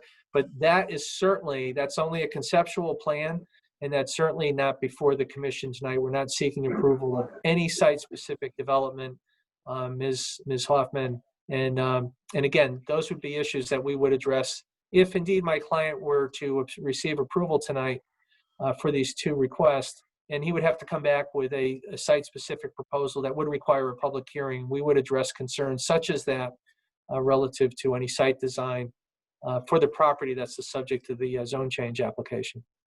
Right, but you realize the town line is right in between there. And my property is actually located on this Ellington side of the property line. And the Kemet property is on the other side. So they abut each other right through there. So the trailways on what you have now look like they're going to come right across and into my property, into Ellington. My client is taking notes, and we'll take that into consideration with any particular site development that he might develop in the future that might be the subject of a potential future application. But again, that's not before the commission this evening, but that's a good point, and I'm sure Merrick will take note of it. All right, thank you very much. Thank you. Someone else? Yes, Elizabeth? Yes, hi. My name is Elizabeth Bragg. I live on Eastwood Drive, adjacent to Sullivan Farm. Why didn't the whole neighborhood get the letter stating number one about the meeting and number two about the proposal? Attorney Smith, do you want to handle that, or you want me to turn it over to our town planner who can reiterate what the state statutes require? I don't want to, well, there's as the commission is aware, and I'm sure the citizens are, there's state statutes that require public notice to be put in the newspaper.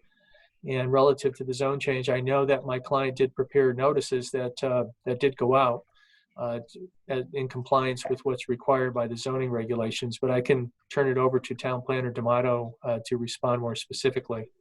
And what are those requirements that only like 4 neighbors received that letter? It's a specific distance next to the property line. Mike, do you have that information handy? Yeah, so we are required to publish notice in the paper twice, which was done. And then the applicant, I'm trying to see if I can pull up the certification, mailed notices to abutting property owners, but the entire subdivision that I think you're referring to, the entire neighborhood, does not fall into the distance that would require everybody to get a notice. So the people that were within the distance were close enough, were notified directly. The other folks that were perhaps on the other side of the street were their property lines were far enough away that they didn't fall into that category. What's far away? What do they? Hold on one second. I'm just going to try to get that. The requirement is there's a specific number. It's 100 feet. 100 feet. And also the Ellington property portion of the property owned by SJK is not subject to the zone change application tonight. Okay, my other question to you is, you say that's just going to be an access road to Sullivan Farm Road, is that correct? Nobody said anything about that. Again, there's not a site-specific proposal before the commission this evening. I mean, there's no plan before the commission. This is a zone change. Okay. But Mara can take note of your comments and concerns. But again, as the chair indicated, that's really for. I mean, people move into this area and into this town because it's rural, not to have multi-family homes here. Thank you. Thank you. So, Nick, Mr. you had your Chairman, hand up? if I could wait. just quickly confirm, so the certificate of mailing was provided to our office, and 16 letters were sent out to abutting property owners, and that's also in the file if anybody's Can you interested. give me the 16 people that it was sent to? If you want to reach out to our office, I'd be happy to give you a copy of that, sure. Yeah, I would love that. Thank you.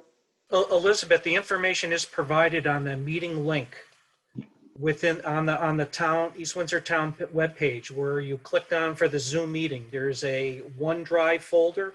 All that information is publicly available there, everyone's name. I didn't even hear about it until today. Nick Mixada, I think you recognize me, Mr. Olet. Yes, sir. Go right ahead. Yeah, I live at 24 Sullivan Farm Road. My property is directly adjacent to the proposed property that is being amended or proposed to be amended for the use change. We do have the Harrington property is directly between us, but it's also open field.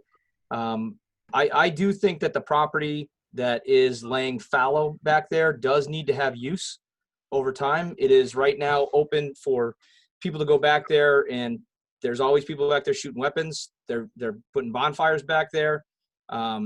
It's a nuisance. It would be better served to have good use. I do not think multi-dwelling use is the appropriate use of that property.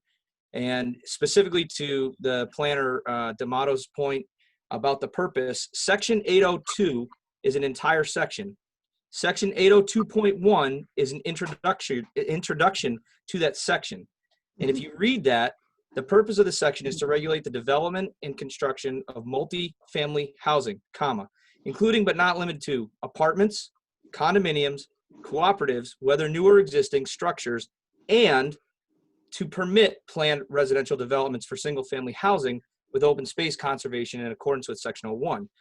So the whole of Section 802.1 and its purpose provisions does not exempt anything that is not a PRD. It is a cojoiner that is an and, not an exclusion. So 802.1 should apply to this specifically. It should not be exempted from it.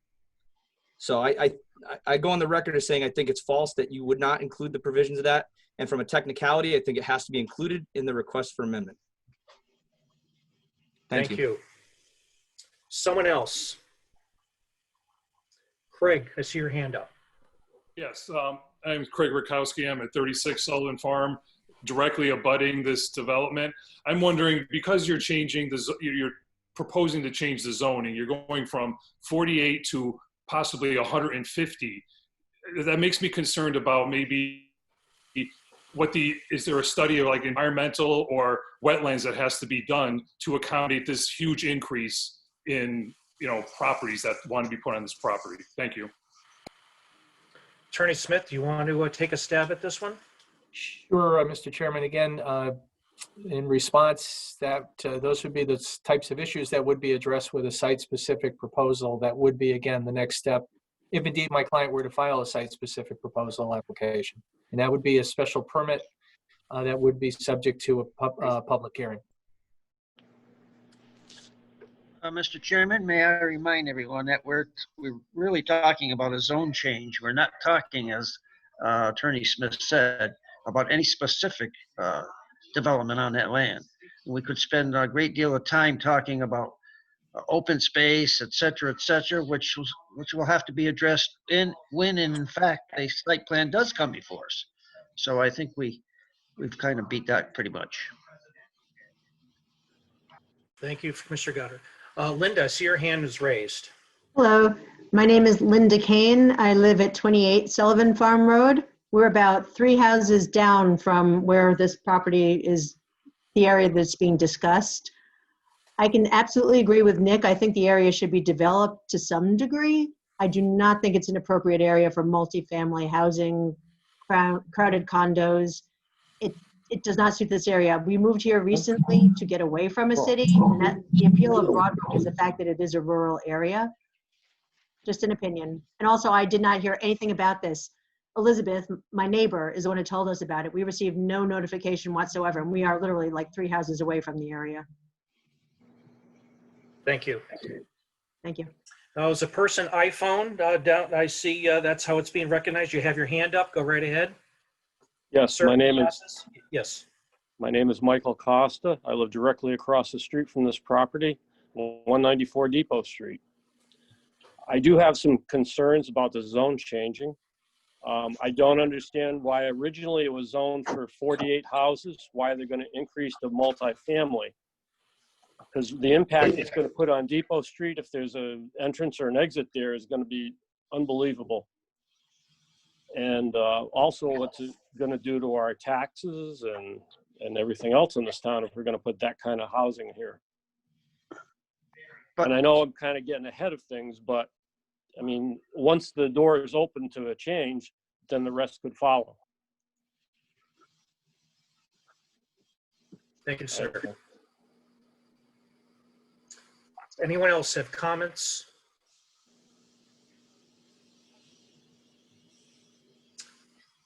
Yes, sir. Jason Bowser. Good evening. Jason Bowser, 121 East Road.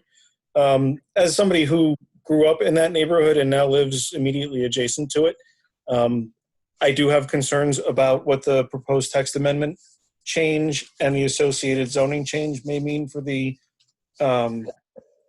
area. I think that if you're going to apply the proposed change to MFDD zoning and then apply it to that particular parcel, I disagree with the comments in the application to Prague that it wouldn't have an adverse impact on the public health, safety, or welfare of the community. I think if you're looking to effectively more than double, actually more than triple, the number of vehicles that are going to be going in that part of the neighborhood or that part of town on a regular basis, I think that is going to have an adverse impact on public safety and welfare.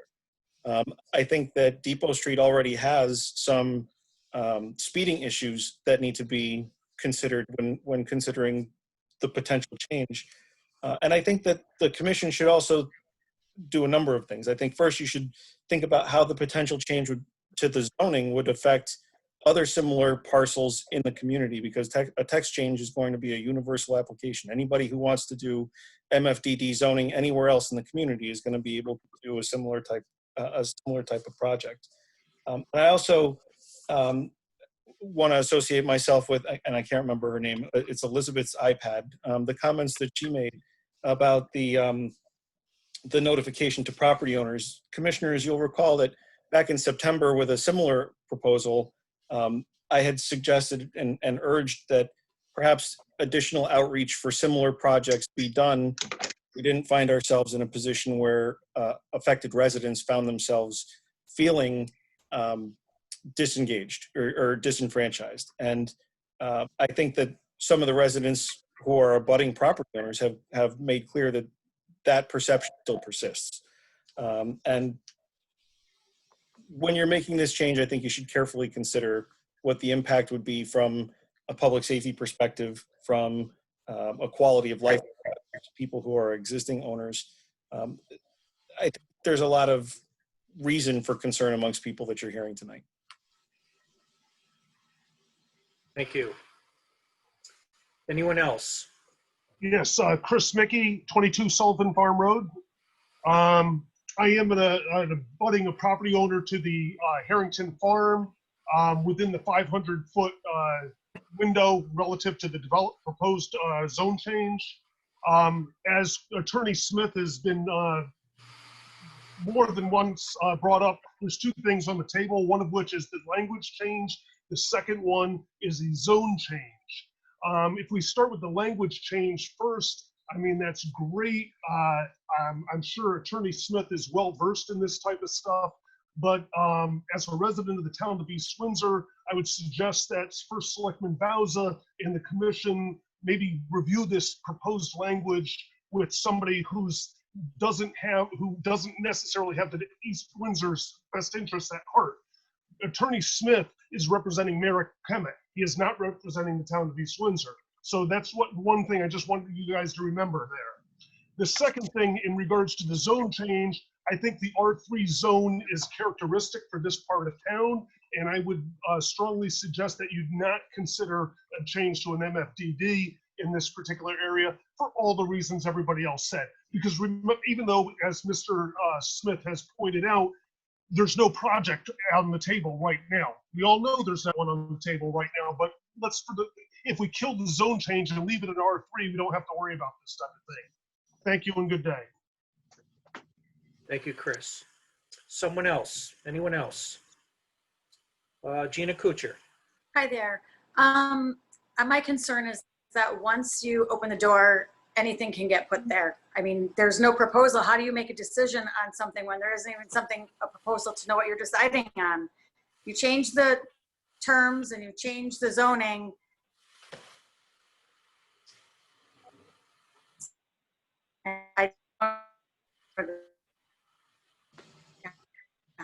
That's a lot. Gina, can you just state your address for the record, please? Yes, 34 Sullivan Farm Road. Thank you. Someone else? No, I apologize. Her comments did not come through. Just a minute, Leonard. Gina, I guess there's part of your dialogue was kind of lost. I don't know which part. Almost all of it. I apologize. That's okay. Basically, my concern is that if you have no proposal, then how do you know what you're agreeing to? And once you open up the zone change or the text change, then lots of things can get put in there that maybe people wouldn't have agreed to if they knew what they were in the beginning. Thank you. And I believe it will affect quality of life for the residents in the area. Thank you. And that's all. Leonard, you had your hand up? Leonard, are you interested in talking? Yes, Leonard Dion, I live on Eastwood Drive. Excuse me? Yes? The floor is May I yours. Go speak? ahead. Yes, sir. Go ahead. All right, Leonard Dion, I live on Eastwood Drive, number 13, 18 years now. And I probably would be opposed to that change if I were to suggest to the commission. I think single-family houses would probably be acceptable down there.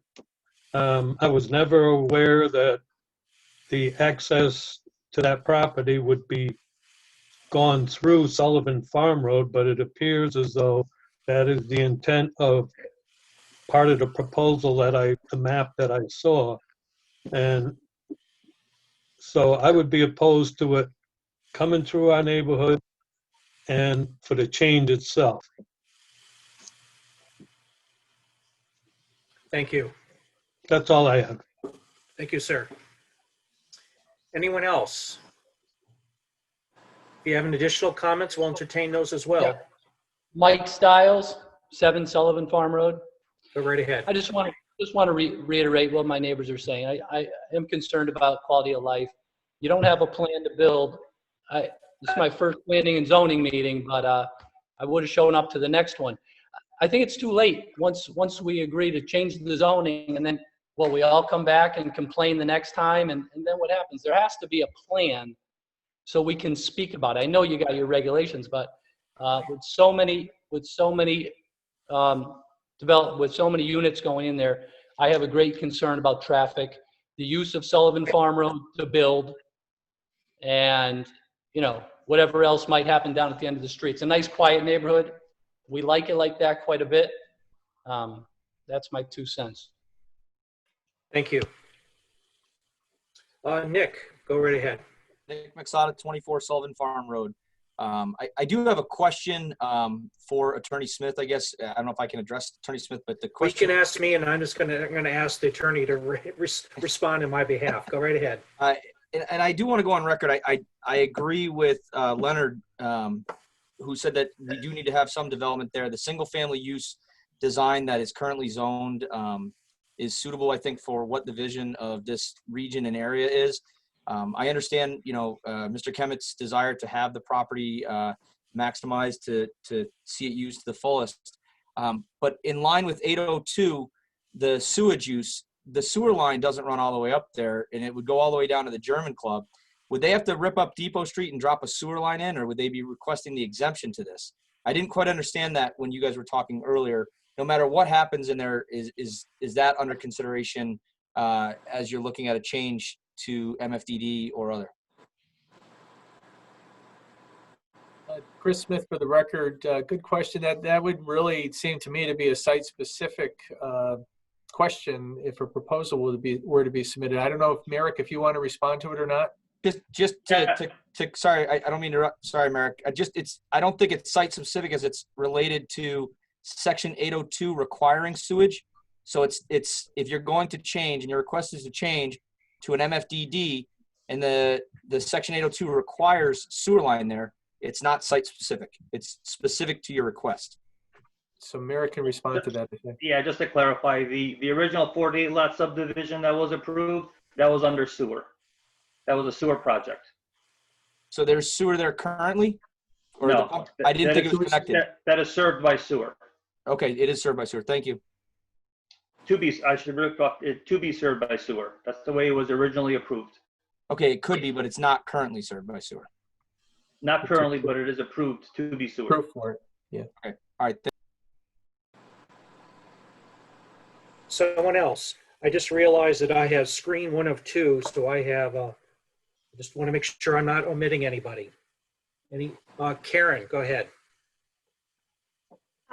Nick kind of said what I was going to ask about the sewers. I'm sorry, Karen Goodrow, 167 Depot Street.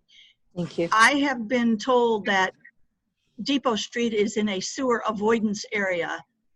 We are not allowed to connect to a sewer line if there is a sewer line there, and I'm just kind of curious why a zone change would allow one particular location to have sewers and not the entire street. Chris Smith, for the record, my understanding is that the sewer approval was obtained with the subdivision. So as it indicates in the provisions, it's served or will be served. So why you can't tie into a sewer, I don't know. You'd have to go to your WPCA, I presume, and ask them. I just don't know. I have no idea. I answered 4 hours ago. All right, thank you. Sorry. Someone else. Josh, is that your hand up? Joshua? Yes. Go right ahead. So I'd like to, my address is 228 East Road. My name is Joshua Pacheco. I'd like to reiterate what a lot of people have said in regards to traffic, and it's not just ordinary traffic. I mean, we have, the tobacco with the tractors, we have horses, we have bikers that routinely go on rather narrow roads. So increasing, what could be a couple hundred cars a day is a substantial danger to those people and their quality of life and safety.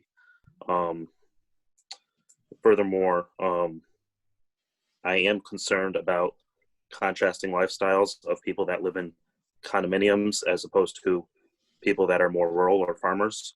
We have a lot of smells out here and stuff like that, and animals and noises that they'd be more apt to complain about, and it will build a animosity amongst people if it's zoned for any type of multifamily condo type building. That's it. Thank you. I'm searching my grid here. Anyone else? Tom. Hi, Tom Bolgajewski, 26 Margaret Drive. Currently, that property is wide open.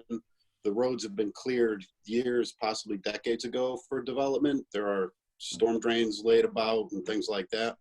What's the, why wasn't it developed initially years or decades ago when everything was left? What was the status of that? I don't know. I think Mr. Kemet owns the property. Why wasn't it developed as single family homes when it was supposed to be years ago? when it was started? Just curious. I live in the area. I walk back there all the time with my dog, and it's wetlands and things like that. I was wondering why it wasn't developed initially. Chris or Merrick, you want to field that question? Not for the record, Chris Smith, I don't think it's really relevant to the applications before the commission this evening as to why something that was approved wasn't developed. I assume probably market, but again, it's not really relevant to what we're talking about this evening, with all due respect, sir. Okay. Sure, no problem. Follow up? Yes, sir, go ahead. The article states a specific village at Quarry Meadows. So you're saying there's not a plan, but the article gives a specific map and name with roads and specific units. But earlier you were saying it was stated there wasn't a planned, it's just specifically for a zoning change. So are we not to believe the article in the paper where there's a specific plan? Chris Smith, for the record, as I indicated at the outset, maybe I wasn't clear, that my client did appear before the commission for a pre-application informal presentation to show them if indeed something along the lines of what's being proposed this evening with the text amendment were to be approved, then it's a conceptual sketch or a plan as to what could be developed on the property subject to a special permit review and approval. For whatever reason, that was picked up. And I think, I don't want to misquote the paper, but what I read very quickly this afternoon seemed to be inferring that, I think it stated that there was an application for that development in front of the commission this evening. And I just at the outset wanted to be clear that that's not in front of the commission this evening. That has to be developed, fully developed engineered plans, Tom. And, there would be a lot involved to pulling that together, tens of thousands of dollars of engineering to have a plan prepared that would be submitted to the commission. And at that point, there would be a public hearing, and there would be a site-specific proposal. I don't know if it's going to look like that or if it's even going to happen. Merrick can address that, but in all fairness to Merrick, I don't want to put him on the spot, but that's the reality of what happened. Very similar to what that prior application for the zone change. Apparently, that gentleman did appear for his client on an informal basis with the commission, which you're entitled to do, just to see if it's just to get some preliminary feedback. But then you file an application. We filed 2. They're subject to this public hearing this evening for your comment. But again, a site-specific proposal, just like the one in front of us, would have to come in a separate application and would be subject to public hearing, where you would be able to provide comment on any specific element of a site design proposal, which we don't have for you tonight. Hopefully that's clearer. Thank you. Yes, thank you. More clear. Okay, I'm searching for hands up. Anybody wants to speak? Tony and Katie. I don't have a hand, but Jennifer Abbey, 32 Rice Road. Go ahead. The status of the property taxes for all of the plots in question, are they current or?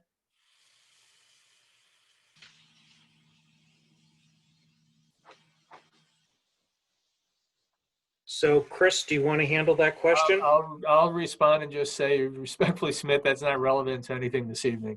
So. Oh, I'm sorry. It's a no response, which some of our politicians should probably do more often. I'm just wondering. It's just not relevant.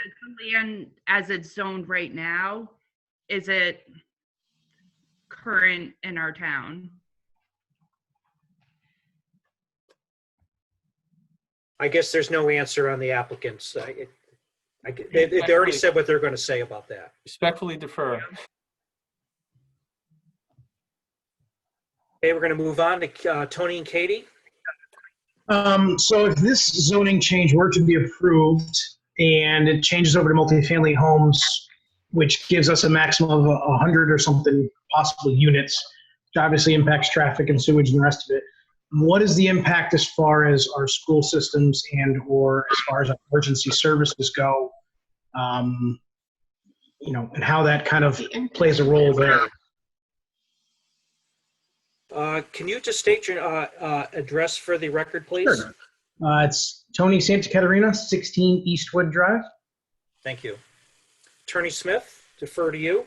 With all due respect, Mr. Chairman, members of the commission, and sir, that just, again, there's not a site-specific proposal that's involved with this proposal this evening with these two applications. So any potential impact on anything, such as school system, it's just not before the commission. We don't have a proposal in front of the commission for a development.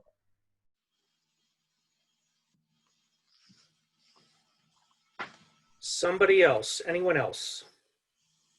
The Wises. Doug Wise. I'm at 21 Sullivan Farm Road, and I am with my neighbors that we are against any kind of zone change like that. We like the fields the way it is. If we had to have homes back there, single family homes would be something that I would be agreeable to.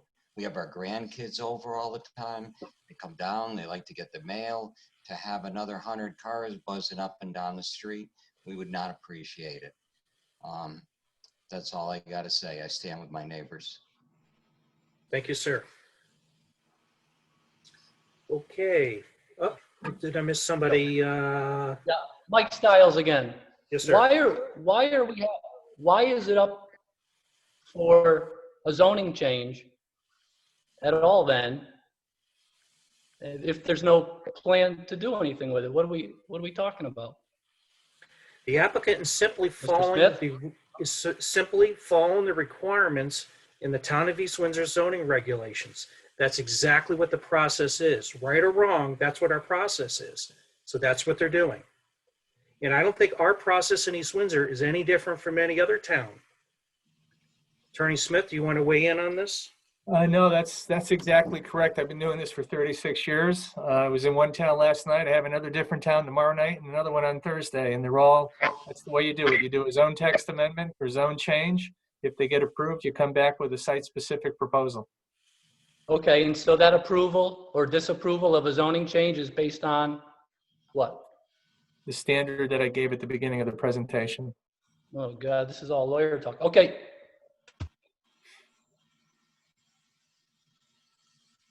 Alan Baker.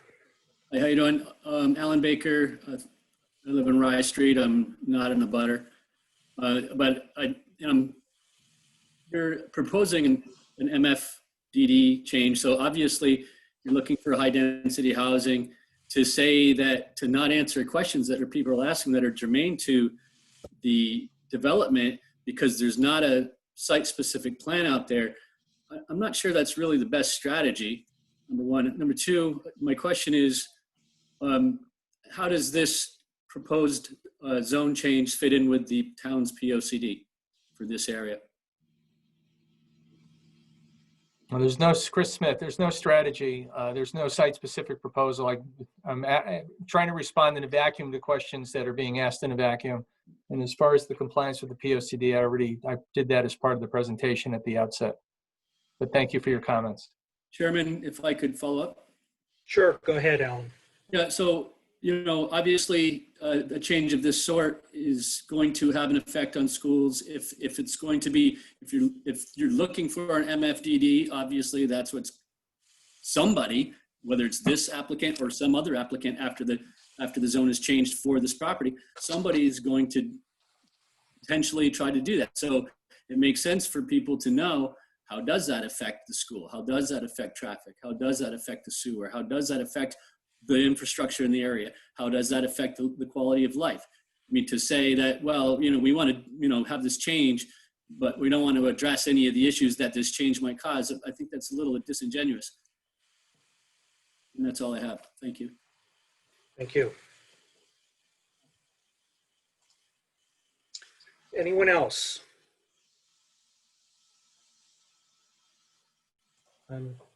Joshua? Maybe your thumbs up from your hands up from previous. Oh, no, go ahead. Yeah, I was just, I thought that the previous commenter brought up really good points, and I agree that you're applying for a zoning change, which, or it matters to the whole town and how the future develops. So it doesn't have to do with your site specific plan. It has to do with, the whole town and how it affects precedent and our community and our schools and our fire department and the streets, and I think that he was being evasive with his answers, the attorney. Thank you.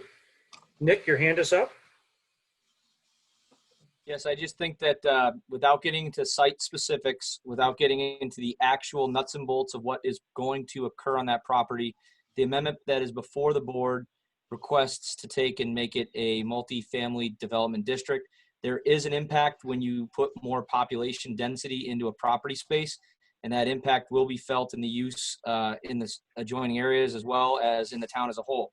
I think you will, I mean, there's always pros and cons to everything. You might see an increase in the grand list and a reduction overall in taxes, but that would have to be weighed in concert with the use of government services. I'm on the fire commission, the newly elected and appointed fire commission for the Broadrick district.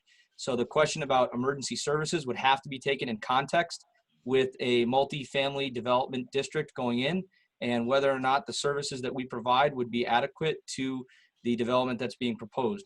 So without getting into site specifics, to respectfully address Mr. Smith and the applicant, there is some concern, and there's a reason why there is zoning specific codes and property use zones for that purpose reasons. So I just want to be on point with that and say that there would be a change. Thank you. Okay, I'm looking for others who may have comments or concerns that I might have missed. Congratulations and good luck to your election. Sorry. Thank you. Craig, go ahead. I just have just a point. You know, when I bought this house, you know, say 12 years ago, I looked up what the property was next to me, and I felt compelled to pursue the property because it was a residential area. It, you know, to have it being changed after the fact just really sits bad with me.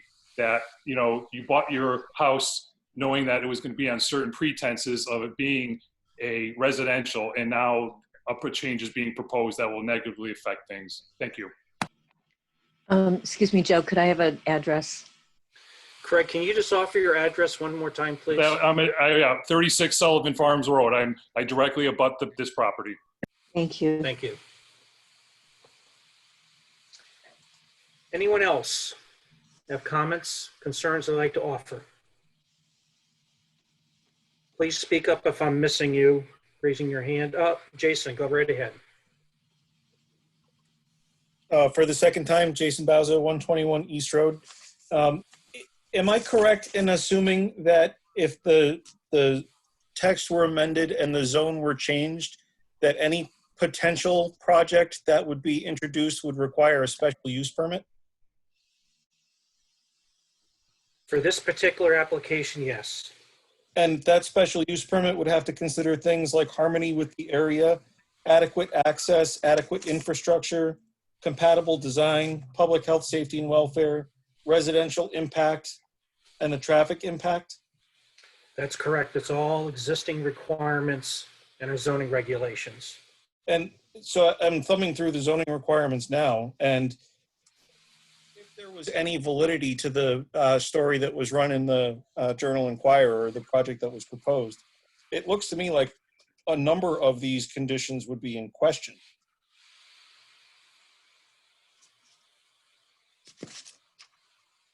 I could go chapter and verse if you want, but I think my point is made that the special use permit, I think this is a lift to get to a special use permit for this project at this property, if there were a project before you. So in summary, you respectfully disagree with the applicant's position that it meets all the requirements for a zone change and a text amendment. Well, the zone change and the text amendment, which are before you, the text amendment is a text amendment change. I think that the project that was reported in the current, whether that be in process or not, it does not seem to fit what would be required for a special use permit from my reading. Mr. Chairman? Yes, Attorney.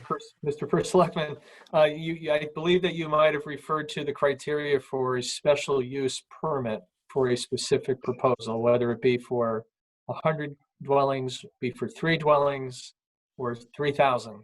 And if an application were to come in for whatever number it is and whatever property it's for a special use permit, you're right. Those issues would be considered by the commission and would have to be addressed by the applicant during that time period.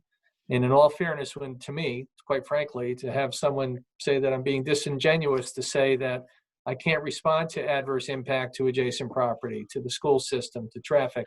Well, if my client were to come in with the proposal on that zone change property for 20 units, it's going to be different than for 50 units. So I have absolutely no idea until the experts prepare that plan, if indeed it's ever prepared and filed, to be able to respond to that. We have a zone text amendment before the commission this evening and a zone change. The newspaper made it pretty clear. I thought they stated that that application that you're referring to, sir, was before the commission this evening, and it's not. We don't have a traffic study. We haven't prepared any experts, engineers, or anybody else, or any wetlands, or whatever is involved if there were to be a site-specific application. So I'm just, I just trying to explain it to everybody. I think because of the misleading article, and I don't think there was any ill will there. The gentleman thought that there's this proposal before the commission tonight. There isn't. It's a text amendment and a zone change. There wasn't a used car dealership proposed with the prior application either. It says that was a zone change. If that gentleman's client, Mr. Mason, wants to do an application for a dealership that gets repairs and whatever, auto repair, he has to come back in for a special permit, assuming they get it approved. And that's when the commission would look at the specific issues that you're talking about. And you're right, those are the requirements, and that's the criteria for a special use permit. And that's just the way it works. So those would be issues that would be addressed with a site-specific proposal. Again, it could be 5 units, it could be 500. I'm just exaggerating, it's not 500, it's not permitted. But I'm just trying to nail that point home. I think the chair tried to address it at the beginning of tonight's meeting as to all 3 applications, that there's not a site-specific proposal before the commission. So I'm not trying to be evasive. I couldn't even respond to traffic impacts or whether there's going to be an impact on the school system. There isn't until there's a proposal. You can't even evaluate anything. When I said you're asking me to operate in a vacuum, well, people are, and I can't because I don't have any. There's no proposal. So, anyways, just try. You're right. That's the criteria that will be, and those are the issues. Those are all the issues that have been raised tonight by the citizens and the public. And you're right. That will have to be addressed. Those issues if we get to that point with an application. So just as a follow-up to that, I didn't make any illusions about you having any evasive answers or being unwilling to participate. I was talking about the not you, sir. I was just trying to, I'm sorry to interrupt, but no, not you. Somebody made reference to me being evasive, and then somebody said disingenuous, and I'm just trying to be honest to everybody here. I mean, I've been doing this for a long time. I've served on boards and commissions. This is the way it works. There's confusion for the public this evening. They think there's something specific, and they're articulating their concerns. And but you're right. What you point out is the criteria that would be utilized, and I certainly wasn't accusing you, sir, of saying that, but I did hear the word evasive and disingenuous as to myself from other people, and I'm just trying to explain. And your question teed it up nicely. Those are issues that have to be addressed with a special use permit application to the commission for a specific proposal. And as you've indicated, those are many of the concerns that we've heard from the citizens this evening. And I'm sure my client is taking note of any of the comments that he's hearing. Is there anyone new that hasn't spoken? Marcia, go right ahead. Yeah, this is Marcia Onjohns from 15 Sullivan Farm Road. I just want to point out, if it hasn't been clear, that every one of the neighbors that has spoken is very adamantly speaking out against this project. Second thing is that obviously there is a plan for multi-family units and to increase that number from the 40, 48, whatever it was originally to something significantly higher, which would affect the properties and likely the property values of the neighbors in the area. And also, I think that we have a proposal here tonight from a private citizen asking for a zoning change, and that we don't have clear answers in regards to the fiscal responsibility towards the town that this particular citizen has had in the past. So I do think I think the attorney had mentioned it wasn't relevant to the proposal tonight, but I do believe that it is. And again, on record, Marsha Anjan's opposed to this change. Thank you, Marcia.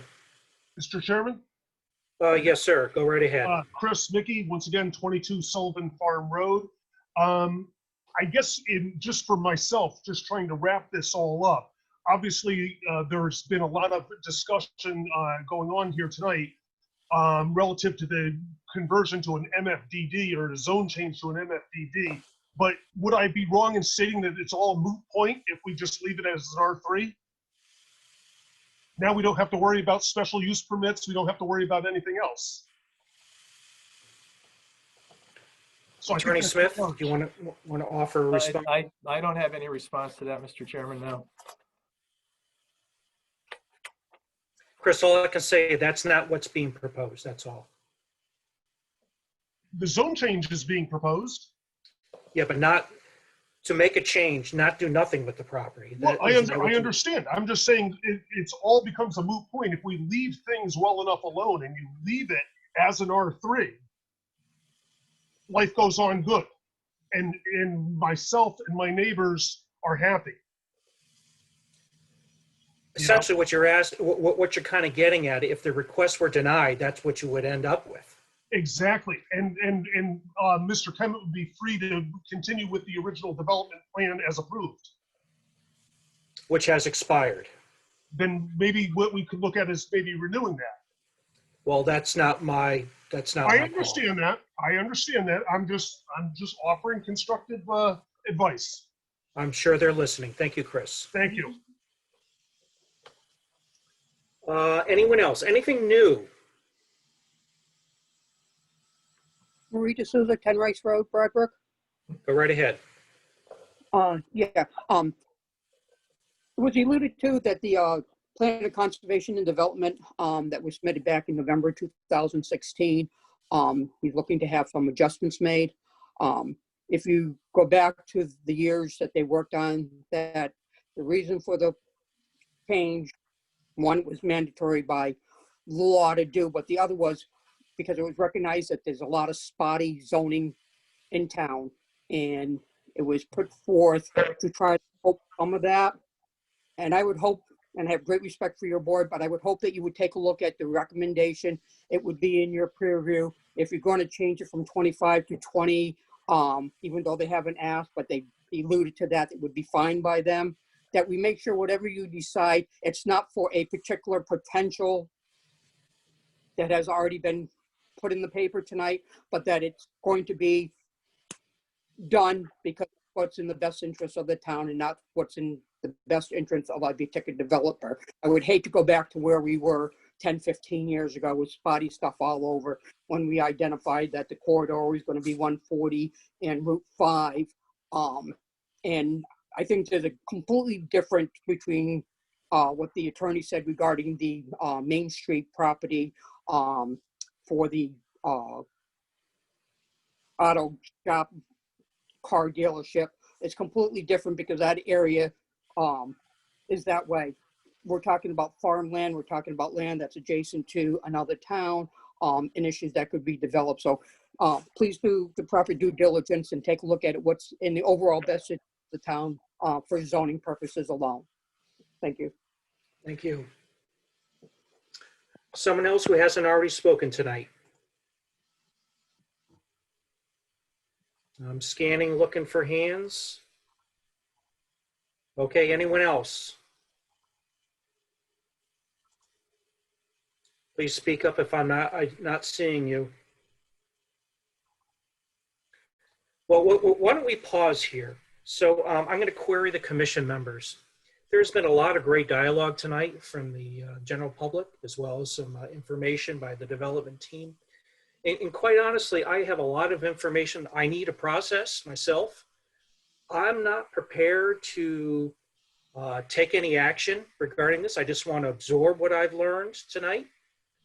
And I'd like to consider keeping the public hearing open until another time. And I just want to get the feedback of my fellow commissioners, whether or not you folks feel that you have enough information and want to close the public hearing. We're not under any obligation to vote. If we do close the public hearing, we do not need to vote yay or nay on this one, on either of the two. We have 90 days after we close the public hearing. What I'm asking for, should we close the public hearing? When you close the public hearing, there is no more voice of the public. There is no more voice of the applicant team. All you can do is consider approval or disapproval based on the facts already presented or the information publicly shared. So that's the harm, perhaps, of closing the public hearing. You can't consider anything new. So I'm going to open up to my fellow peers. What's the fancy of the commission? I would like to propose we continue the public hearing. And my thought for thinking that is we heard that people picked this up from the Journal Inquirer today. And the Journal Inquirer staff person has been on the call listening. And people felt that the only way they heard about this was the newspaper article.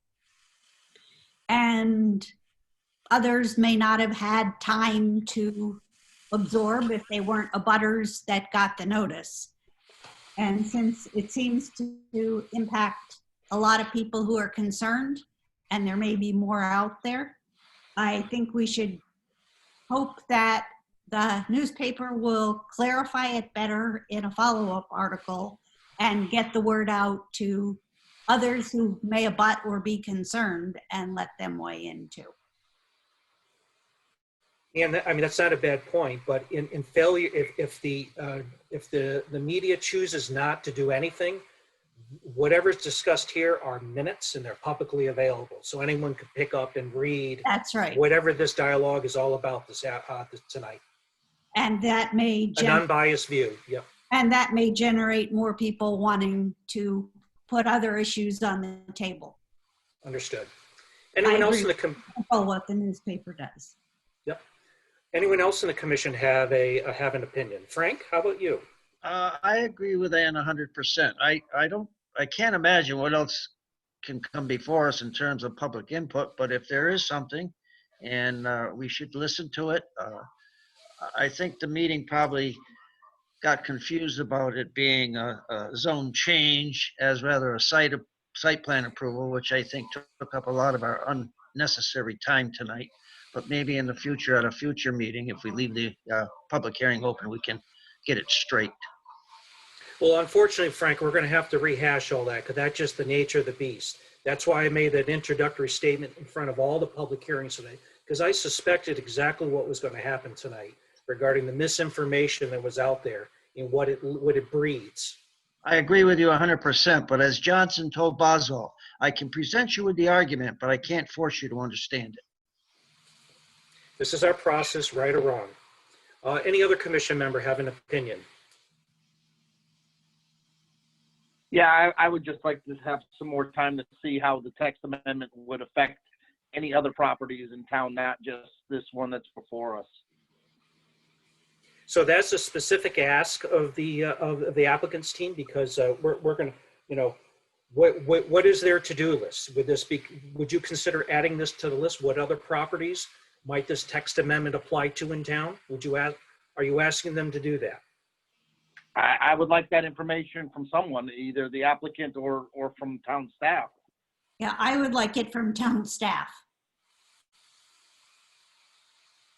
Mike, is that a heavy lift for you to do some GIS layering and find out where these requirements might be applicable in other areas in town?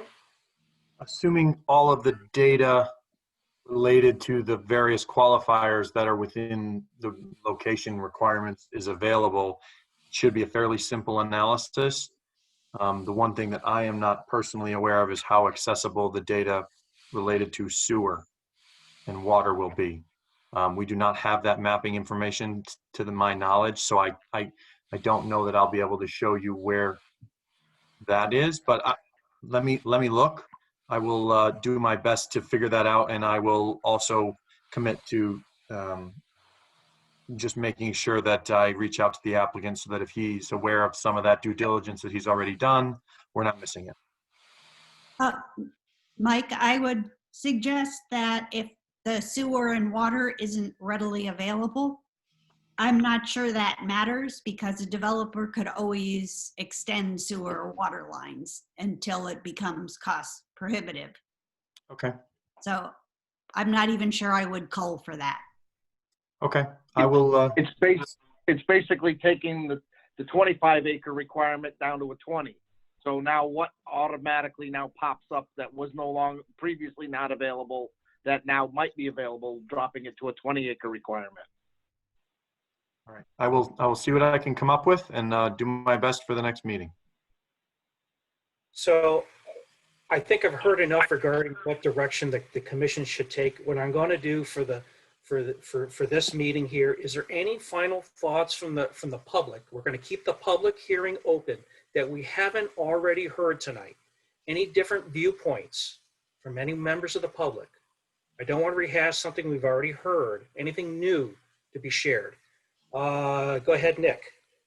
Mr. Chairman, I just have a procedural question in terms of what happens next. This is probably for my neighbors as well. A lot of us are new to understanding your processes. It's clear to me that you have an applicant before you who is looking to change certain things generally, not specifically. There's no site-specific plan. We all understand that now. If this generally was to go forward after the public participation period closes, there's a period of time for the commission to consider it, then you would vote on it. Could you just give us the path forward if you vote no, and then if you vote yes, what would be likely to follow, please? Either Mike D'Amato or Attorney Smith, you want to offer an answer?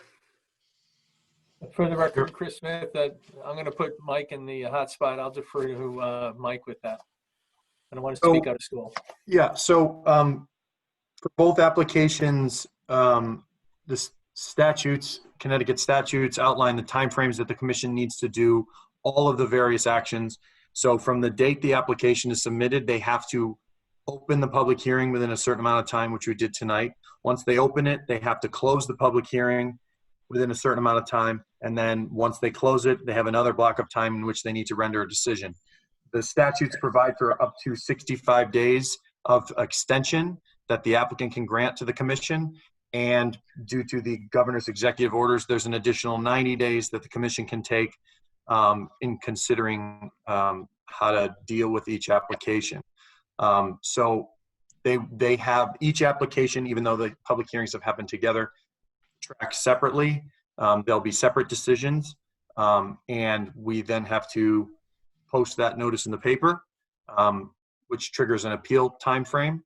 After all that has taken place, the next step for the applicant, if he so chose, would be to come back and submit an application that would comply with the revised regulations for special permit consideration, by which we would then have to re-advertise the public hearing and notice the application just as we did, to then hold another public hearing just as we are now for the specific application, which is where the layout, number of units, density, and all the specific site design criteria would be addressed. Does that answer the question? And Chris, do you agree with my synopsis of the timeframes? Yes, I do. Chris Smith, for the record, yes. That answers my question pretty succinctly. Thank you very much. Anyone else have any additional questions or comments we haven't already heard tonight? Last chance for tonight. Okay, I'm not seeing any. Please speak up if I'm missing you. Attorney Smith, do you want to offer any final comments for tonight? I do not. Just on behalf of my client, thank you for taking the time to go through this evening. I know that we, as we've all know, there was some misunderstanding, misinformation out there, inadvertent, and did get into issues concerning the next step. But we thank you for your time. I just have a question, Mr. Chairman, as to the date. Is it the next meeting in 2 weeks? Yes, sir. We have 2 meetings a month, second and fourth Tuesdays of every month. And I'm very happy to hear that. That didn't carry over to the next one. Okay, thank you. Just Yes, sir. confirming. And that's good, just to announce it for the public purpose too. Thank you. Correct. We're going to have to do that when we make a motion to continue the public hearing. We're going to have a specific date, and it's going to be our next meeting. And someone will tell me that date, which I'll figure out myself. January 26th. 26th. That's going to be the date. So with that, I'll entertain a motion to continue the public hearings. When I say hearings, you have to list them both, say them both. Have a date specific to the date we're going to be continuing them to. So someone want to offer a motion? I'll offer a motion to continue public hearings PZ 2020-20, SJK Properties LLC, for a text amendment to the East Windsor zoning regulations, section 802, multifamily development district, and to continue PZ 2020-21, SJK Properties LLC, for a zone change application for a zone change from R3 to MFDD for, I will say, a lot of parcels on map 100, block 77, and all the lots listed, and map 110, block 77, all the lots listed, and map 90, block 77, all the lots listed. And the continuation will be till our next regular meeting, January 26th at 2021 at 6:30 p.m. via Zoom. There's a motion on the table by Commissioner Gobin to continue 2 public hearings for SJK Properties, one for the text amendment, one for the zone change application, to January 22nd, 2021. Is there a second? Second. Any discussion? Hearing none, I call for a vote. All those in favor say aye or raise their hand. I'm an aye. Aye. Aye. Okay, thank you folks for joining us and sharing your comments. We'll see you again in 2 weeks. Thank you. Stay everyone. safe. Thank you. Joe, could I just confirm the second was Jim Thurs?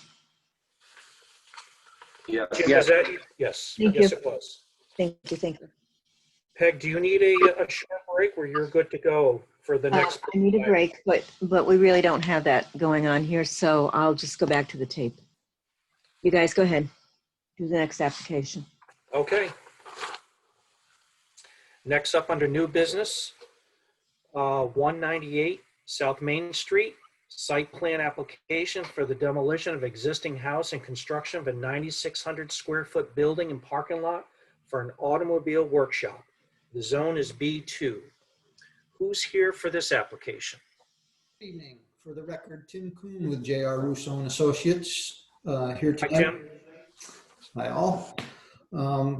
Representing Central AS LLC, as well as Bill Ezedine, I believe he is on as well. If you would like, I can share the screen so we can go through the plans and I can show you what's being proposed. Yeah, that'd be appreciated if you could do that. All right. Go away. All right. Bear with me for 1 second. I'll get to the. So the existing site is at 198 South Main Street, Zone B2. It's 2.61 acres. It is actually located on the west side of Route 5, South Main Street, across from King's Wine and Liquors. It's also located north of Car City and Windsor Wheels, which is down here at the bottom of the page. And then there is an existing residential house located on the other side of this is a stream, vegetated ravine, if you will. On the other side of that, there is a single family home. And the rear of the site is cleared vacant, or I'm sorry, is vacant land that drops down into the floodplain of the Connecticut River. The site is currently occupied by an existing house and garage, and the rear of the lot is, for the most part, cleared. As I mentioned, there is an intermittent stream that runs along the northern property line with a wetland associated with it, and there's a fairly steep slope down to that intermittent stream in the woods along the northern property line. There is a wetland associated with that. We did have the wetlands delineated, and we did take our application to wetlands, and it was approved last week. What is being proposed is to demolish the existing buildings, I should say, and construct a new 9,600 square foot building, which would have 8 potential tenant spaces. The proposed uses for these tenant spaces would be automobile related, either dealership or repair, which are allowed under site plan approval in Zone B2. We would access the site off of Route 5, essentially where the existing driveway is. We would come in, there would be a parking lot to the east of the building, some additional parking to the north side of the building, and some parking to the south side of the building. The parking requirements, as Mike had done the calculation and came up with a required parking of 14 spaces. We are actually showing 55 spaces on this. And the reason being is that we do intend there to be automotive uses. So there is the need for storage spaces and potentially display spaces if one of these tenants ends up being a dealership. So in response to one of Mike's comments, I have gone back and put some labels on the plan to designate what spaces are for what. So the parking area up front would be for employees. Actually, I have that. I never changed that. That shouldn't say storage and display. I apologize. That would be employees and visitor parking up in the front lot, front of the building. There's some additional parking in front of the buildings here, which also would probably be employee spaces and visitor spaces. And that would leave the remaining spaces to the north and the west for storage and or display. I'm gonna just move down to the utility plan here, just to show you that the runoff from all these paved areas will be collected with an on-site stormwater management system, which will collect it in catch basins, collect all the runoff from the paved areas, divert it through a stormwater treatment structure, and then into a new infiltration basin to be constructed at the rear of the property. And we're gonna take advantage of the sandy soils out here to recharge the runoff back into the ground. This basin has been designed essentially to recharge the entire, all runoff up to the 100-year storm event. It is equipped with an emergency overflow that will be piped down to the north, down the slope to the edge of the intermittent stream. However, that would just be for emergency purposes, just as an emergency overflow, and hopefully that would never see any use. The site is also be serviced by public water, public sewer, and natural gas. The only clearing that really is required on the site is associated with the installation of the emergency outfall for the infiltration basin.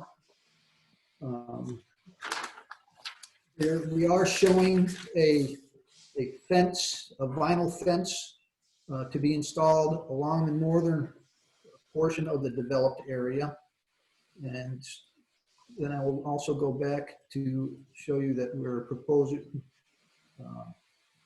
the landscaping to meet the parking lot landscaping requirements. We're showing some landscaping in the parking lots and the islands, and also a street tree up in front. There is existing trees all along the northern portion of the property. There's also existing trees along the southern portion of the property for a certain distance. So there are some street trees that currently exist up front. We would be adding an additional street tree, and then this one would be a flowering tree, and also the additional trees in the back. As I mentioned, we did receive wetland approval last week. We also submitted our plans to the town engineer, who has reviewed them, and we did receive a memo dated December 17th stating that all his comments have been addressed. And finally, we did receive earlier today the comments from Mike, being our town planner. And obviously we haven't had time to address those, to revise plans to submit to the commission tonight, but they're pretty straightforward. I'd like to just go through his comments and address them. So you probably have a copy of his memo.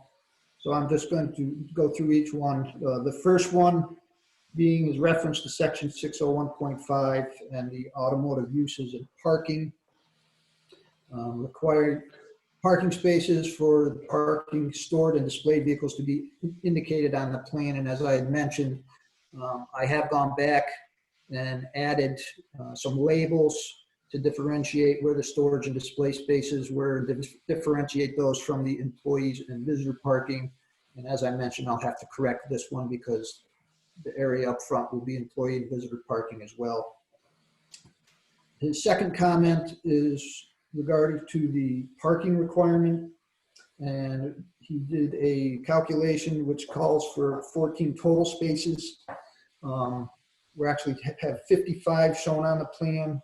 He did recommend to reduce the amount if we don't need them. However, the owner and applicant does wish to keep all these spaces on the plan. In the event, it just gives him more flexibility for future development with regard to the possibility of potentially a dealership being in one of his tenant spaces, so they have more display spaces. Okay, and in that regard, the stormwater system has been sized to accommodate all of the impervious coverage, which is shown and required for all these parking spaces. And it is all going to be recharged back into the ground. So the increase in runoff, essentially as a result of the additional parking spaces, is kind of mitigated by the fact that we're recharging it all back into the sandy soils. His third comment is regarding loading requirements and the requirement for a reinforced concrete pad for the support of trailers, where trailers are going to be used for loading. And this site cannot really accommodate tractor trailers. They anticipate that their deliveries will come in being automotive uses, would either be flatbeds, tow trucks, for parts and stuff would be box trucks. So there's no deliveries expected from tractor trailers. Therefore, we don't believe there's any need to have the concrete pads to support the trailer supports. Section 4, or his comment 4, regarding landscaping. He points out that the zoning requires any lot developed within the B zone to provide landscaping on portions of the site that are not covered by impervious surfaces. This is the case. We are showing that anywhere where we don't have impervious surface, it's going to be landscaped with lawn, as well as the trees and some foundation plantings up along the front of the building here. So we believe we do meet that requirement. It also requires that at least one tree 3 inches in caliper shall be provided for each 50 feet of perimeter. So as I mentioned, that a portion of the existing trees that are out there, we believe meets that requirement. There are several large trees along the northern portion which would meet that. There's some large existing trees along the southern portion that would meet that. We are adding another tree up front and some trees on the site. We really didn't feel that we needed to add trees along the southern property boundary because this is a common boundary with an existing automobile dealership to the south and as well to the west. That boundary is an undeveloped area to the west, which drops down into the floodplain, which is also well vegetated, I should add. So we have not added any additional trees there. If the commission feels that it is necessary, then we can certainly add some additional trees in those locations. His fifth comment, and I know we've had this issue come up with other applications, and apparently there's still a section in your regulation that requires confirmation that the applicant has met with the Connecticut DOT regarding any work proposed within the state's right-of-way. And I know that we've had this discussion before, and you're well aware that the DOT does not want to meet with us or look at our plans until we receive planning and zoning approval. So that's really what that comes down to is we have not met with DOT because they typically don't want to meet with us until we have planning and zoning approval. His comment number 6 regarding illumination. We are not proposing any pole-mounted lights at the site. I have subsequently added some building-mounted lights because we are proposing some building-mounted lights. So there are now building-mounted lights along the sides of the buildings. With the call-out, we're going to be using LED wall packs mounted at 16 feet high, which will be sufficient to provide the lighting that the owner and applicant desires. So we believe that will meet the requirement, and we can certainly provide cut sheets to town staff that demonstrate that these are full cut off and meet the dark sky requirements and the town's requirements. And finally, his comment regarding the building and site character. And we do not have, at this point in time, any architectural plans. Obviously, the applicant would prefer to know that he was get this site plan approved before he goes through the expense of having his architectural plans prepared. Now, I know that this is, there is this requirement, and he does intend to essentially build buildings which are similar in character to abutting or neighboring buildings.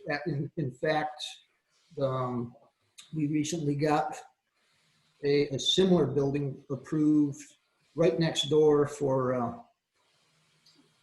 forgot, that was this past fall, which it's essentially, it's a metal building with a metal standing seam roof, I believe vinyl siding, and that particular one had gables with shakes on it.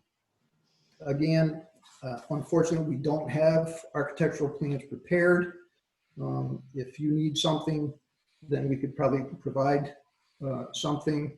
We can either draw it or we could take photographs of a similar building, provide that as well, whatever the commission desires. Tim, this is Frank. Yes, Frank.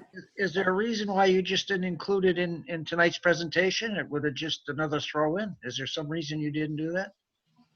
Well, I do actually have what was next door. I'm kind of reluctant.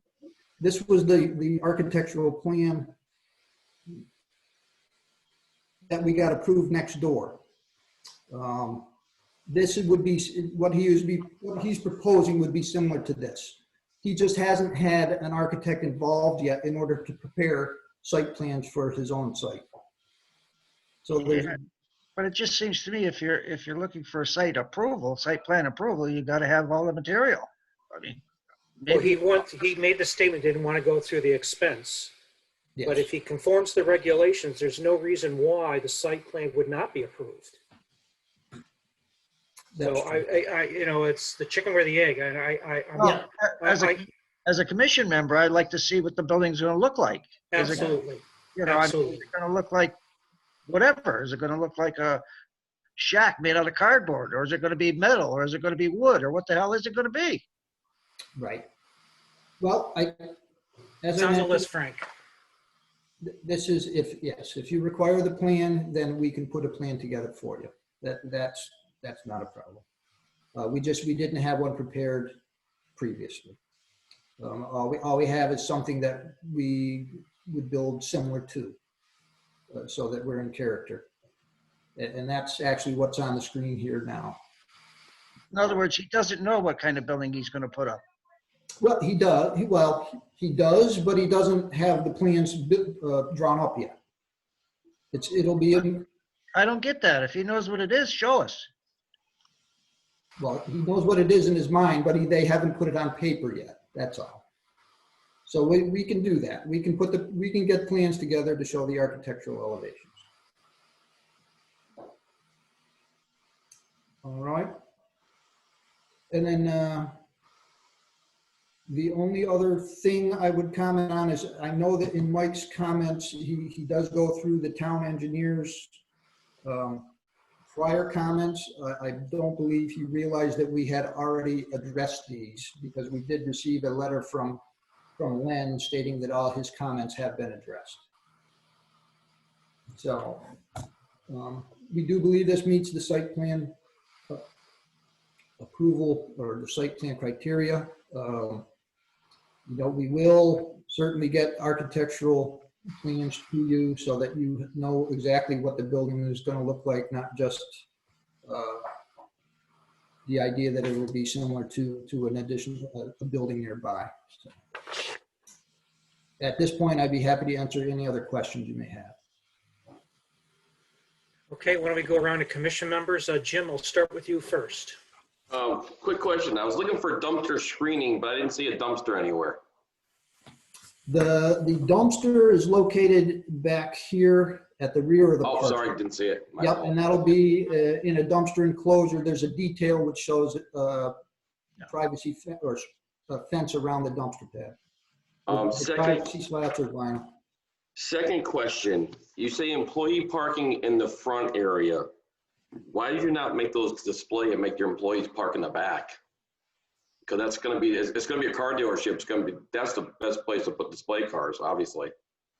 At this point in time, he does not specifically have tenants. So this may end up all being auto repair. Okay. And I see you have oil and water separators. That was my next question, but Yep. sorry in the plan already. That is, yes. And that's all I have.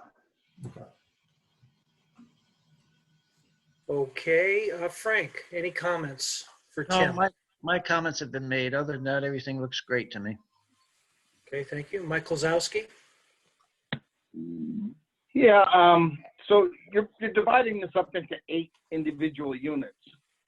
So some of the things then is delineation as far as what tenant has what space available, because it looks like the 2 spots furthest east would be, there's no direct parking across from them. I'm just kind of looking at, as far as tenants, knowing what area is available to them, it could be an issue. Same thing with dumpsters. If you have 8 different tenants in there, they're probably going to want 8 dumpsters. You don't have space for 8 dumpsters. No. So, No, is it going to be something provided by the property owner, or they're going to have to try to figure out how to share responsibility? I believe that the dumpster, well, to take the parking issue first, again, this has the potential for 8 units. It may end up being 7, it may end up being 6, it could be 1, depending on what comes in. Well, when you draw your elevations, you're going to have to draw 8 doors on there. And there will be, yes, there will be. That's the way the building would be constructed, but there could be a single user that wants all of them. I don't know who would do that, but that's a possibility. And that would be something that would be worked out in the leases as far as, all right, which parking spaces are yours? And, you have these spaces and somebody else has these spaces. That all would be worked out in the lease with the potential tenants. With regard to the dumpsters, we are only showing the one dumpster area, the one dumpster pad, and that would be a shared dumpster, which would likely either be the owner's responsibility, or he would split it up, the cost of that amongst the tenants. And depending, and again, with those, how often they're filled would determine how often they need to be removed or emptied. Okay, and then the final question, you're proposing a pylon sign there. Is that sign gonna change based on how many tenants you have? As far as if you have only one tenant, you won't require as big a sign? At this point, we don't have details for the sign. All I can tell you is that this sign would have to meet your requirements for signs, which is there's a maximum area and maximum height, which is what we've put on this. So we can't exceed that regardless of the number of tenants. Well, that's what I'm saying, you're showing it as the max, but do you Yes. intend to use the max space, or do you intend you'll size it according to the number of tenants? I'm assuming that he would probably use the max for the maximum visibility for the site. Any But, I don't illumination? know, because it has not been designed yet, the sign. All right, so there'll have to be a separate sign approval? Yeah, there typically is a separate approval process for signs that goes through your planning department, yes. Okay, so because currently you don't show any plan for illumination out there.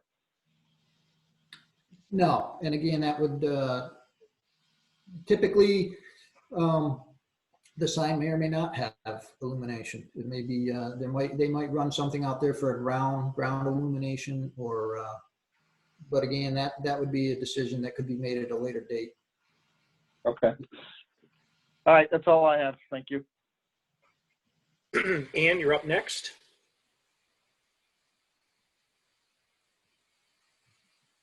I too would like to see the architectural renderings of what the building will look like. And I'm wondering what the words automobile workshops means. It could, I've heard dealership, so selling of cars. I've heard repairing of cars. I'm wondering if repairing includes painting of cars.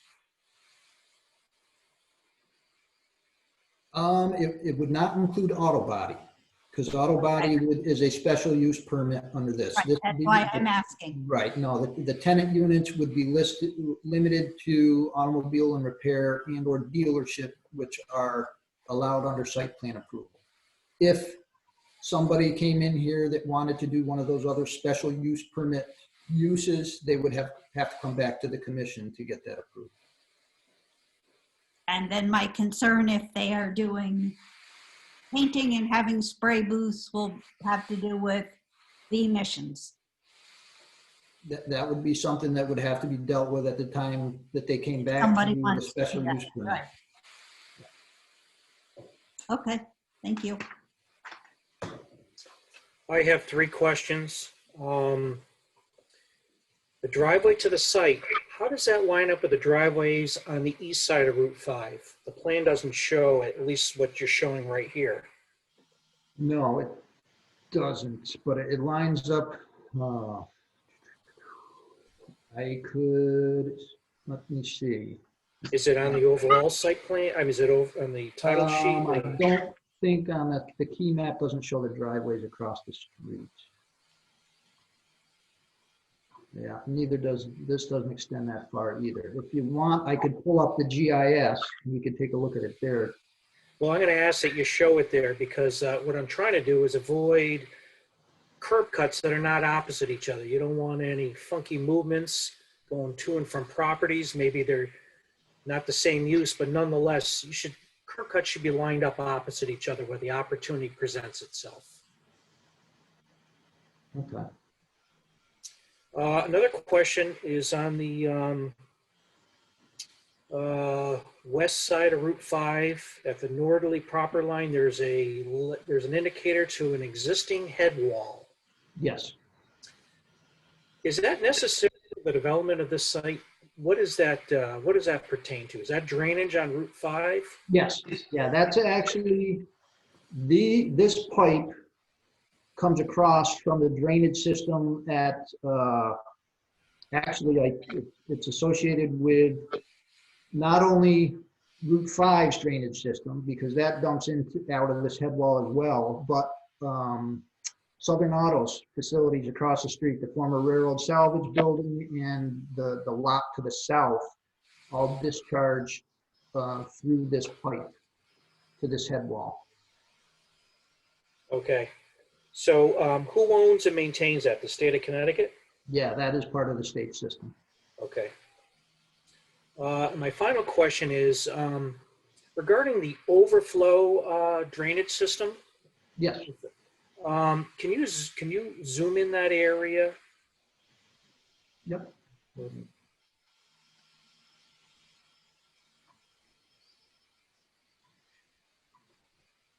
So you had indicated that this this system here, that's for an emergencies only. But in fact, do you need a drain? Do you need an easement to right to drains on someone else's property? Aren't you supposed to control all your runoff on your own property? Yeah, but we are actually discharging to the brook while it is on our property. So that would not be required. So the brook is on your property? Yes. Intermittent stream? Yep, yeah, you can see right here that the channel okay comes back onto our property and then off again. All right, so you're draining into their water course? Yes. Which is on your property? Yes. Okay. Okay, I have no further questions. Mike D'Amato, you have anything that we haven't already talked about? No, just to touch on a couple of notes. Yeah, when I wrote the memo, I hadn't received Len's memo that said he was satisfied. Regarding the landscaping, this is our chance to improve the overall aesthetics of the site and contribute to that area of town. So I really am pushing anything you can do to increase the landscaping, but also particularly along the areas with the vehicle display spaces. We have sort of a systemic issue in town where the number of spaces that vehicles are displayed tends to creep up and up. And so by having landscaping along those parking areas, it will prevent these vehicles from being able to sort of morph as far as where they're parked. DOT, I get it. So I think that if you can just show the curb cut and perhaps the curb cut across the street, we're okay. I just really wanted to get the conversation going so that if there was any major changes that happened here, I'm fine to review the cut sheets for the lighting. You know, if you can just get me those revised plans with all these things there, I think that's pretty much it. I will confirm that the Wetlands Commission did approve this. I saw the notice of decision today, so my comment is there, and Ann covered my comment about automotive workshop, trying to make sure that that was not including auto body repair. So other than some small revisions to the plans, all of my comments have been addressed. So with that, what I'm recommending to my fellow commissioners is that we continue the site plan application review to the next meeting, giving Tim an opportunity to submit or revise the plans as we've been discussing. If he wants to enhance the landscaping, as it was strongly encouraged, there's a couple labels on the plan that need cleanup, architectural details we talked about, and I haven't seen, not that I doubt it, the inland wetland approval memo. I don't think I even had a copy of it, but nonetheless. Is that reasonable for my fellow commissioners to continue this? I think there's too much outstanding, not that they're complicated measures in any way, that we continue this to the next meeting. Agreed. I agree. I agree. Unanimous. Tim, is there any hardship on your part? No, that's perfectly reasonable. I hope we'll have some architectural to show you at that time. Do you think that our next meeting in 2 weeks is too optimistic for your client to come up with something? Not necessarily. No, we'll try to pull something together by then. If not, then I'll let Mike know and we can just ask for continuance. Yep, but I don't want to rush you along, but at the same time, we want to, get you in and out of the local approval process as fast as we can. I appreciate it. Thank you. Okay, with that, I'll entertain a motion to continue the site plan review to the next meeting. I'll move to continue review for PZ 2020-19, 198 South Main Street, map 22, block 5, lot 79, for site plan application for demolition of an existing house and construction of a 9,600 square foot building and parking lot for automobile workshop. You want to offer a date? Continue till the next meeting, which is January 26th, 2021. There's a motion on the table to continue the site plan review, the application for the site plan review until January 22nd. Is there a second? 26. 22nd, 26, I'm sorry. Second. Is there a second? Any discussion? Hearing none, I call for a vote. All in favor, say aye. Aye. Unanimous. Thank you, Tim, for bearing with us tonight. No problem. Thank you. Next up on the new business, 89 Bridge Street. Site plan application for 5,400 square foot addition to the existing firehouse and parking lot. It's a B1 zone, and the owner applicant is the Warehouse Point Fire District. I'll turn it over. Tim, is this you again? It is, yes. Okay. Again, for the record, Tim Kuhn with J.R. Russo and Associates here tonight representing the Warehouse Point Fire District, as well as Chief Bartman, who is also on the Zoom meeting. We are here requesting site plan approval. Again, I will share my screen and try to pull up the appropriate site plan. Which one? Nope. Oops, go away. That's it. All right.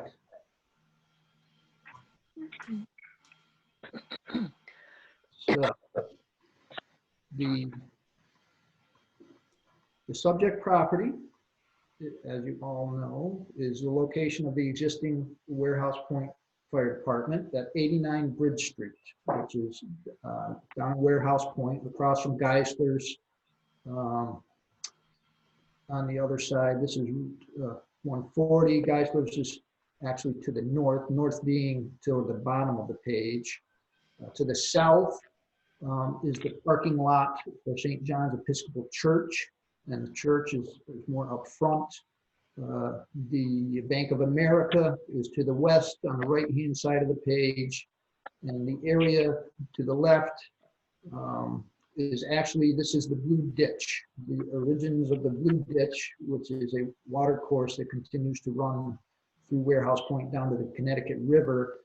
And the area over here owned by Benson Enterprises is an undeveloped property, which is also zone business. The site is 1.06 acres, zone B1. This is the location of the existing structure. There is a concrete pad located to the rear at the south east corner of the property, and this is pavement that comes out through a curb cut where they have some parking. And then there's an existing shed here as well that if you've driven by there, you might have seen. So what is being proposed is a 5,400 square foot addition in the location of where the concrete pad was located at the southeast corner of the existing firehouse. We will be relocating the proposed shed over here, obviously expanding the pavement to accommodate the overhead doors on the front of the addition, and relocating and expanding the parking to a new parking area over on the eastern side of the property. This will all be designed to drain via sheet flow off to a new stormwater management basin in the southeast corner of the property, which is designed to provide treatment where there was no treatment from the runoff from the paved areas before, as well as detention so that there's no increase in peak discharge resulting from the additional impervious coverage that is being proposed. With regard to impervious coverage, we will be increasing it slightly, but we're going to be still just less than the maximum 60% required. The proposed building, we did provide some architectural plans. I will pull them up. These were somewhat preliminary plans. They are actually being updated because one thing that's not shown on these plans, which Mike actually commented on in his memo, was the potential for windows. This is the east elevation, and this is the south side. And Mike, one of Mike's comments was that perhaps we could put in some fake windows on these sides. And the fact is that there will actually be 4 windows along the south side of the building and 2 windows on the east side of the building, which will be reflected in the final architectural plans. However, they hadn't at this point gotten to the point to actually show them on those plans. But this is what the building will look like.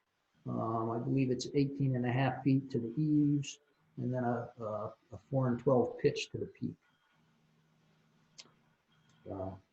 The existing monument sign, which was recently constructed, is going to be relocated just outside of the pavement. There will be floor drains in the proposed addition. Otherwise, it's essentially just garage space for storing fire trucks. There will be floor drains, so there will be a new oil water separator for those to discharge to before it connects to the existing sanitary lateral which serves the building. We did receive a variance from the ZBA from the rear yard setback to allow this corner of the addition to be within 18 feet of the property line. This was approved on December 22nd.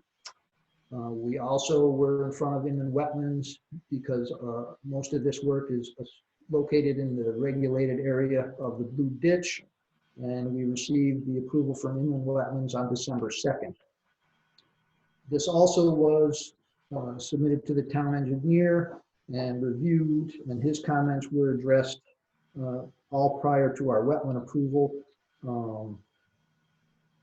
And Mike did mention some of his comments in his letter, which I'll go through as well, because again, we received Mike's comments late last week. Didn't really have a chance to revise plans to get them into you, but again, they're pretty straightforward and very similar to the last application. So I will go through them now. His first comment being with regard to the landscaping, same comments that we should be showing the portion, or that the portions not covered by impervious should be landscaped. And again, here, the areas that are not going to be covered by building in or parking are to be lawn, and or a portion will be the stormwater management basin. There are some existing trees along the existing eastern property line. We are taking down 2 trees that currently exist, and in response to his comment, we would be willing. There's not a lot of room to put trees on this site. There's no frontage, but we do think we could probably pop in a couple of trees up in the northeastern corner here in order to provide some additional 3-inch caliper trees to meet the perimeter requirements. Again, it's kind of a redevelopment. This isn't new development. This area in the back of the building, between the parking lot and the existing and the new addition, it is lawn. We were just proposing to keep that as lawn, but we would be certainly looking to put some trees up front in this area in order to to address Mike's first comment. His second comment again is about the need to confront or confirm the application with the Connecticut DOT. Again, same issue. They don't want to see our application until after you approve it, but we certainly understand that this will require an encroachment permit, and we will have to go through the encroachment permit process with the DOT. His third comment was regard to illumination and site lighting. Again, we're not proposing any pole-mounted lights out here. We will be providing some lights, some building-mounted lights. I believe there will be 4 or 5 building-mounted lights, probably mounted at 16 foot high. Again, the eve height is only 18.5 feet. And that's another, we can provide the cut sheets for those lights to town staff for review and approval, but no pole mounted lights, just building mounted lights on the front of the new building.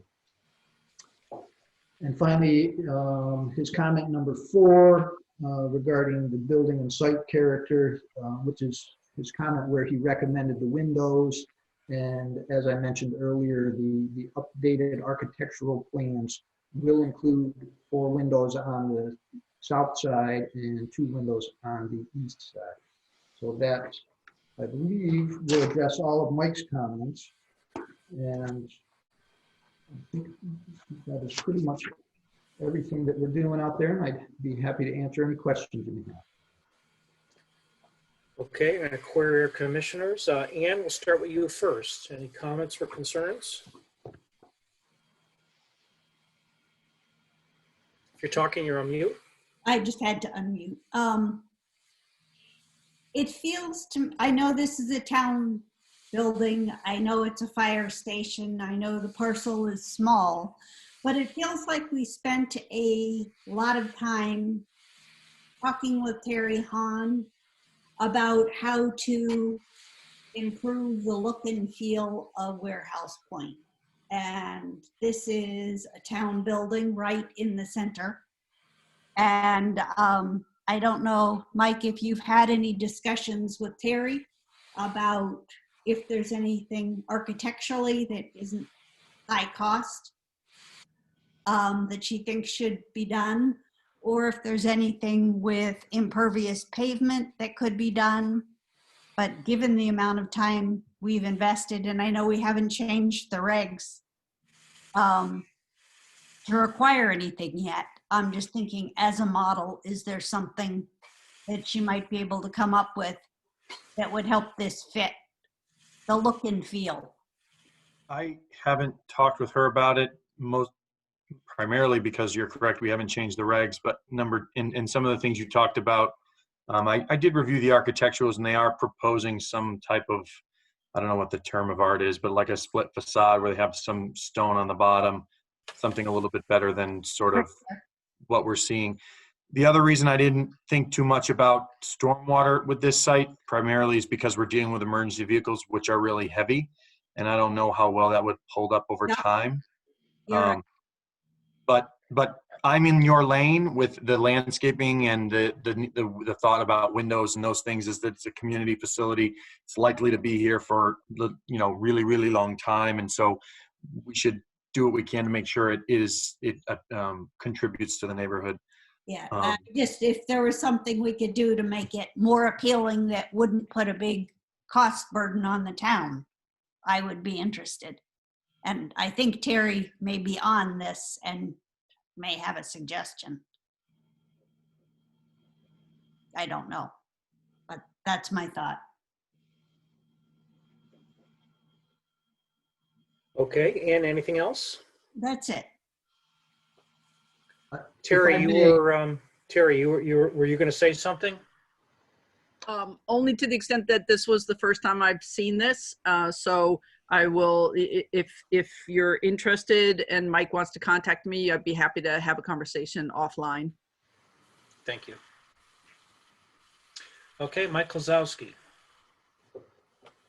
Okay, Tim, question on the tracking pad. Yes. Is that just for period of construction, or Yes. we're leaving some of that area unpaved? That's just for construction. Okay, so that will come out after completion of pavement. Yes. Okay.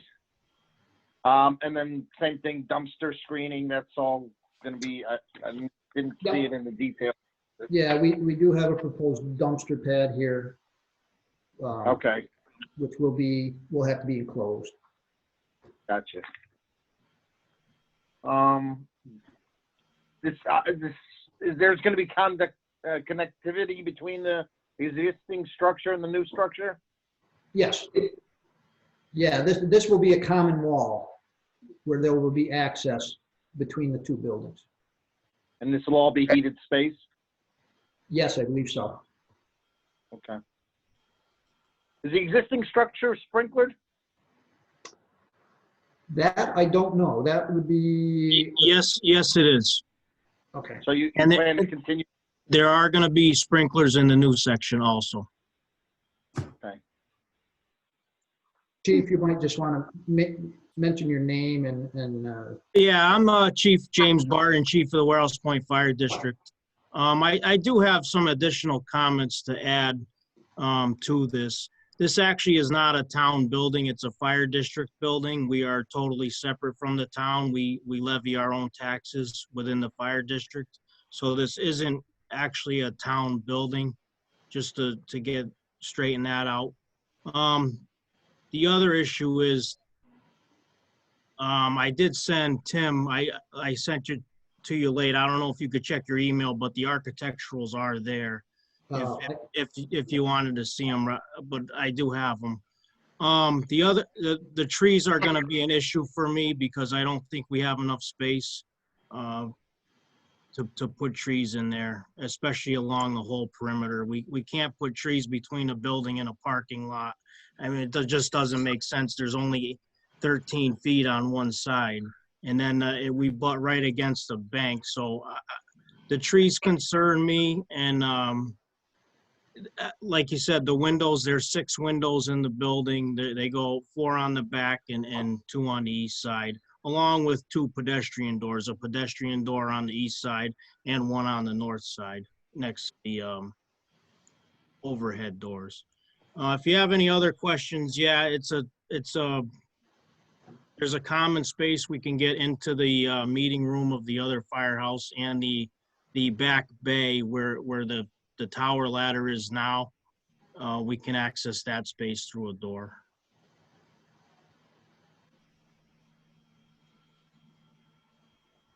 Yeah, that's all I had, Joe. Thank you.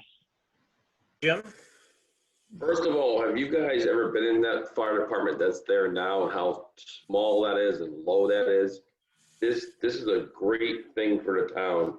I don't know how you guys feel, the fire department, about the fake windows. Do you guys like that idea?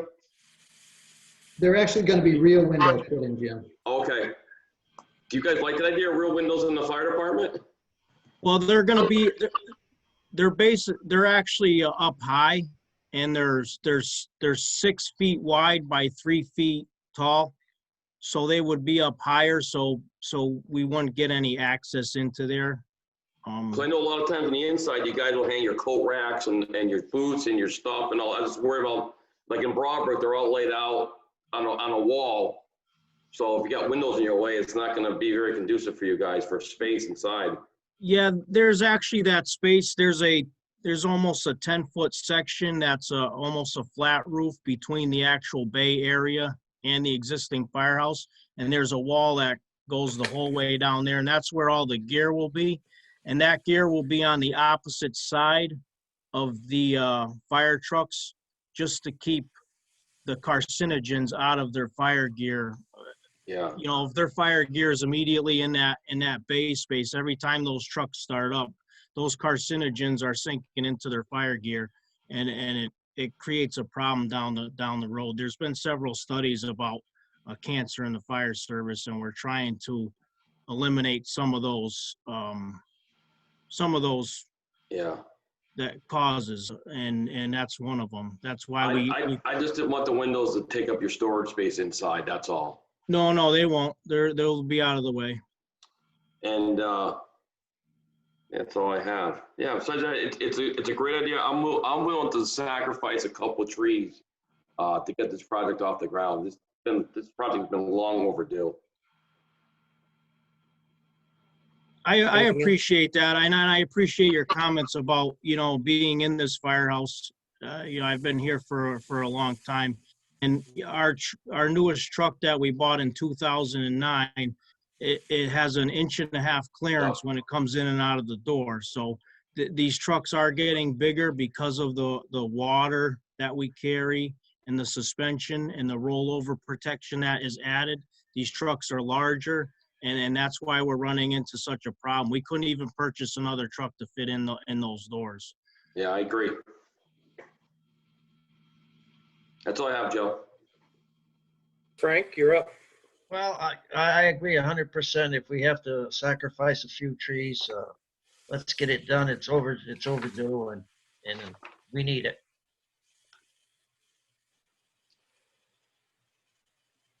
I just have a couple questions myself. Tim, can you kind of go over the site circulation again? Are we introducing yet another curb cut here on Bridge Street to access the new addition? We're actually widening the existing curb cut, yes. And why is that? Can you explain that for me again? Well, to provide access to these overhead doors here, just to have a direct route in and out from these doors, the new doors on the addition out to the road. So there's another driveway for the existing building? This is a driveway in front of the existing overhead doors here. And then there's an existing driveway here. Actually, I can go back to the existing conditions plan. So there's an existing curb cut here, which provides access to these overhead doors. And then there's a curb cut here, which provides access to this area.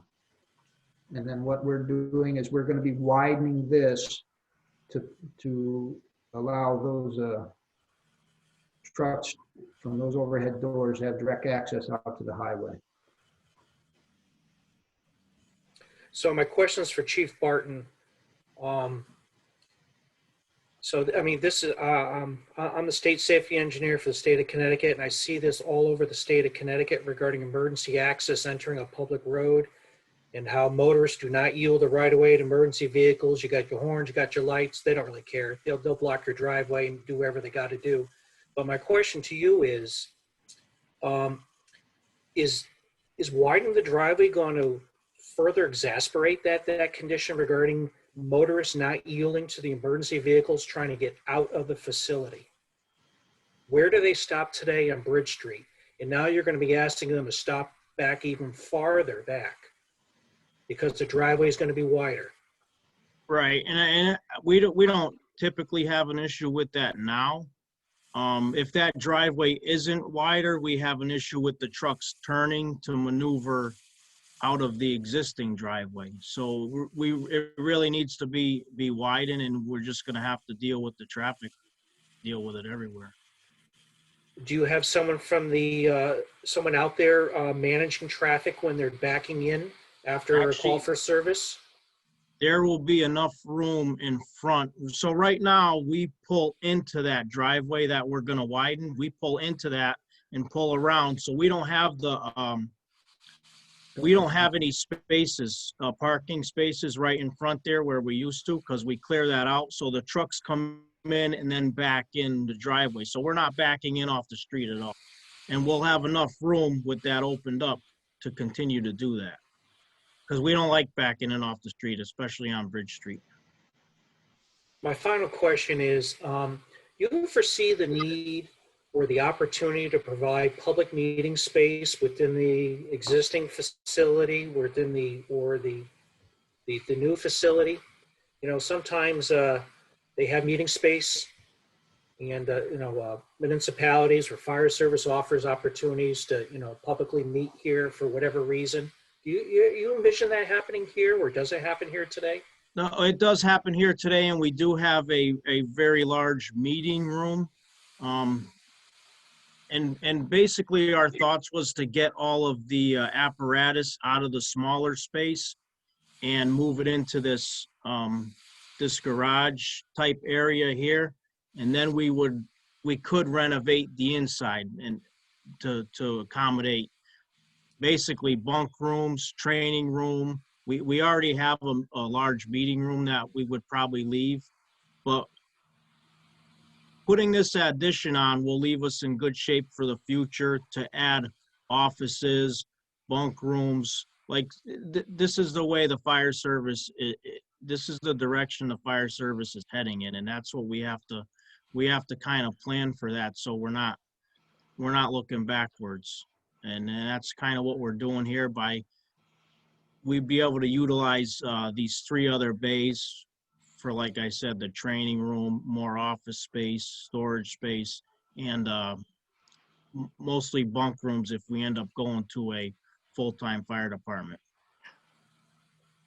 So the existing training space or meeting space and the potential for the future, is there enough parking to accommodate the existing or future needs for training, either for firemen or for whatever other meetings might be here?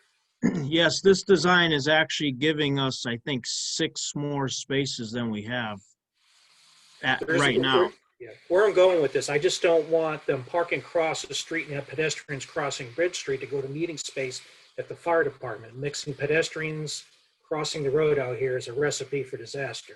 No, we use the parking lot at the church. They just walk over the grass. Works out. Okay, if the church doesn't mind you using their spots. Yeah, if they don't mind. Okay. But yeah, we can accommodate our staff and all our volunteers in the parking spaces that we have. Tim, my final question for you, Tim, is the relocated sign, the pylon sign, the digital sign, is that pulled far enough back from the property line? So 2 things, it doesn't inhibit the sight line for emergency apparatus getting out. I know they're higher off the ground. And number 2, sight line for someone driving down the road, the fire truck's coming out, it's got lights and horns on. Is it going to it's going to obstruct the fire truck trying to get out of the facility? I don't believe so. I believe it's set back, it's 10 foot back from the property line, probably the 15 foot back from the road or more. I don't have the ability to measure this, but yeah, I'm guessing it's 20 feet back from the edge of the so that should be back so that it doesn't limit the sight line of somebody looking to pull out, which is typically measured 15 feet off of the edge of the travel way. And it's based on its height. I don't think it's large enough to block or interfere with visibility of a fire truck that's sitting there ready to pull out as well. It's a more of a monument sign. About how tall is it, Jim? That sign there, is it 6 feet? I don't know if it's taller than that. Yeah, it's probably 7 feet. Okay. I guess my question is, since it's going to be moved, is that the best location for it? Does it make sense to put it somewhere else along the frontage in that area? We did look at that, and that is the most logical space because of the utilities that run directly in front of the fire station. We have all of our cable, our underground utilities running through that, and we don't really want to get involved in that. But if you were to forget about utilities, is that the best location for the sign? Yeah. It's there now. Everybody's used to it. It's just going to move over a little bit. Yeah, I think this really isn't a suitable area for it if you're thinking to put it over here. No, not over there. Push it more toward the east. That's what I'm thinking. The advantage would be incremental, I think. I'm not sure it's still similar location as far as any truck pulling out. Okay. All right. Mike D'Amato, do you have any questions, things we haven't already covered? Nope, I'm good. Thank you. All right, Tim, I'm of the feeling here we have enough information that we should continue the application to the next meeting. Does my fellow commissioners feel the same way? Good with that. I'm good with that. Continue. So what are we asking for the next meeting? Tim, you have the architectural details that the chief has given you, but we don't have those. So we'd like to see those. Yep. What else have we talked about that we're requesting for change? You know, the chief made his point very clear about the additional trees, but maybe there's something else for low-lying vegetation. Maybe there's other opportunities to kind of spruce up the site. You know, considering the chief's concerns, maybe there's a compromise there. Don't want to immediately rule everything out, but can you see what you can do? I'll discuss it with Jim and we'll Yeah. see what we can do. And, you know, if Terry Hunn's willing to offer her services, you know, maybe you can coordinate with town planner and Terry if she wants to offer any suggestions in the theme with, you know, we're kind of setting the example regarding perhaps redevelopment in Warehouse Point. If there's some low cost things we can do for an aesthetic point of view, landscaping, buildings, that type of thing, it'd be highly encouraged. What else do we talk about that we're asking you to do? Is there anything else in Mike's plan, Mike's memo? Let's see. The other stuff we can't really do until we get approved with the DOT.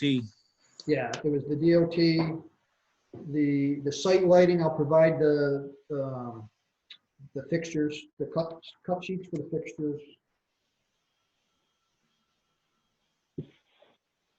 And I think that's pretty much everything.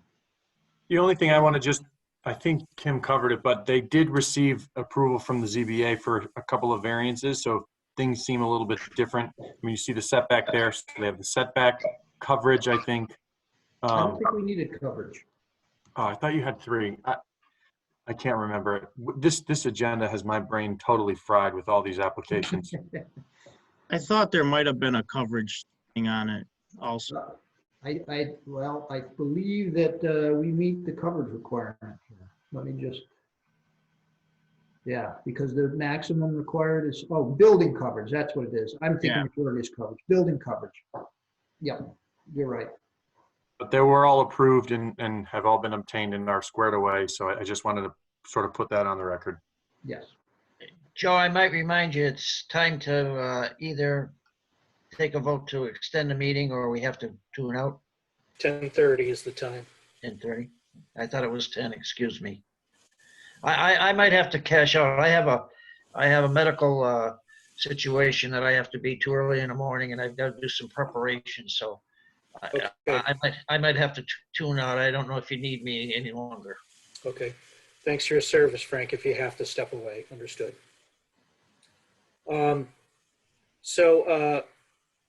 Like I said, I don't have any more comments. Tim, you know what you need to do for the next meeting? Yes, I do. Okay. Is there any other information from the commission before I entertain a motion to extend the application for approval to the next meeting? Continue, excuse me.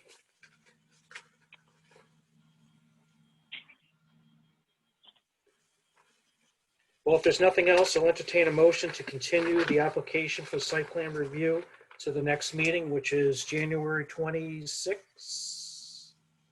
I'll move to continue the site plan review application review for PZ 2020-22, 89 Bridge Street, map 111, block 12, lot 2,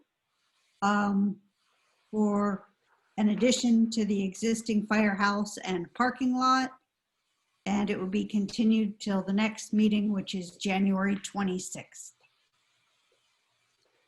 There's a motion on the table to continue the application for another 2 weeks. Is there a second? Second. Any discussion? Hearing none, I call for a vote. All those in favor say aye or raise their hand.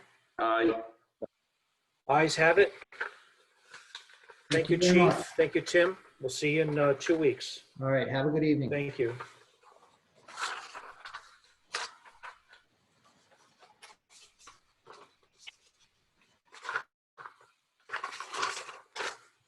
Next up, under old business, Warehouse Point planning study to include Terry Hahn. The LADA. Terry, how much time do you need? Honestly, it's really, really late. I don't know. I was sort of hoping to see if anyone had a chance to review the draft. It's obviously incomplete, but it's at least gives you an idea of the outline and the things that are being considered. I wanted to make sure the recommendations were consistent with your expectations, if there's anything that I missed, or if there was any other big thing that we might have talked about that has gotten lost and it's got no obvious place within the draft report. Those are my 3 questions.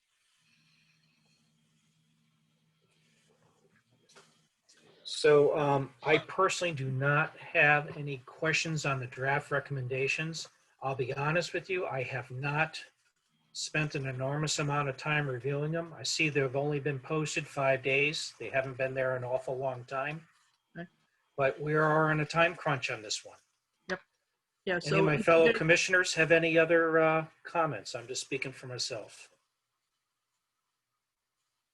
I've not reviewed them, but I don't follow what gets posted. The only way I know is when we get a package or an email. So I can go in and read, but I haven't.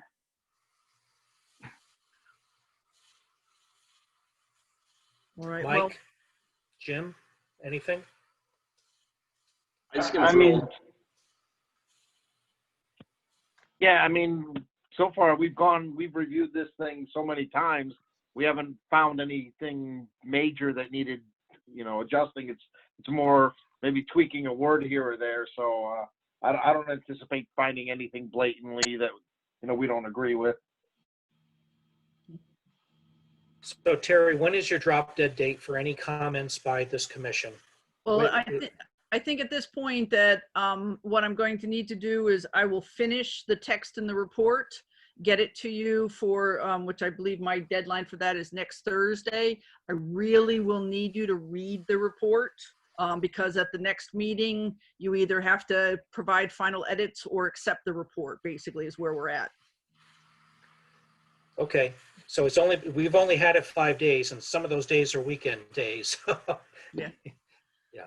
I Understood. understand. So it's just going to keep getting bigger is what's going to happen. So, because there will be more words. So, but at least the front sections make sense. I think you've seen part of those before, and it's all getting tied into those recommendations. So you've seen all the maps before. A lot of it is just description of those maps. And hopefully, I just want to make sure that there isn't, when we get to the end, you all don't sit there and say, hey, wait a minute, weren't we supposed to do this? I just want to make sure there isn't anything that gets lost, okay? Terry, don't take this the wrong way, but let me ask this question. Do you have a professional proofreader on your staff, like an independent party that's not close to of the actual narrative itself, to kind of go through it objectively, just to look for grammar, spelling? Because I mean, you know Yeah, this no, like the back of your I hand. always like to, I always give it as a final peer review within the office to people who have never seen this before, so that we can, have it, like, what is that sentence supposed to mean type questions? Yes, yes. Okay. Yep. So that's already happened or will happen? It will happen.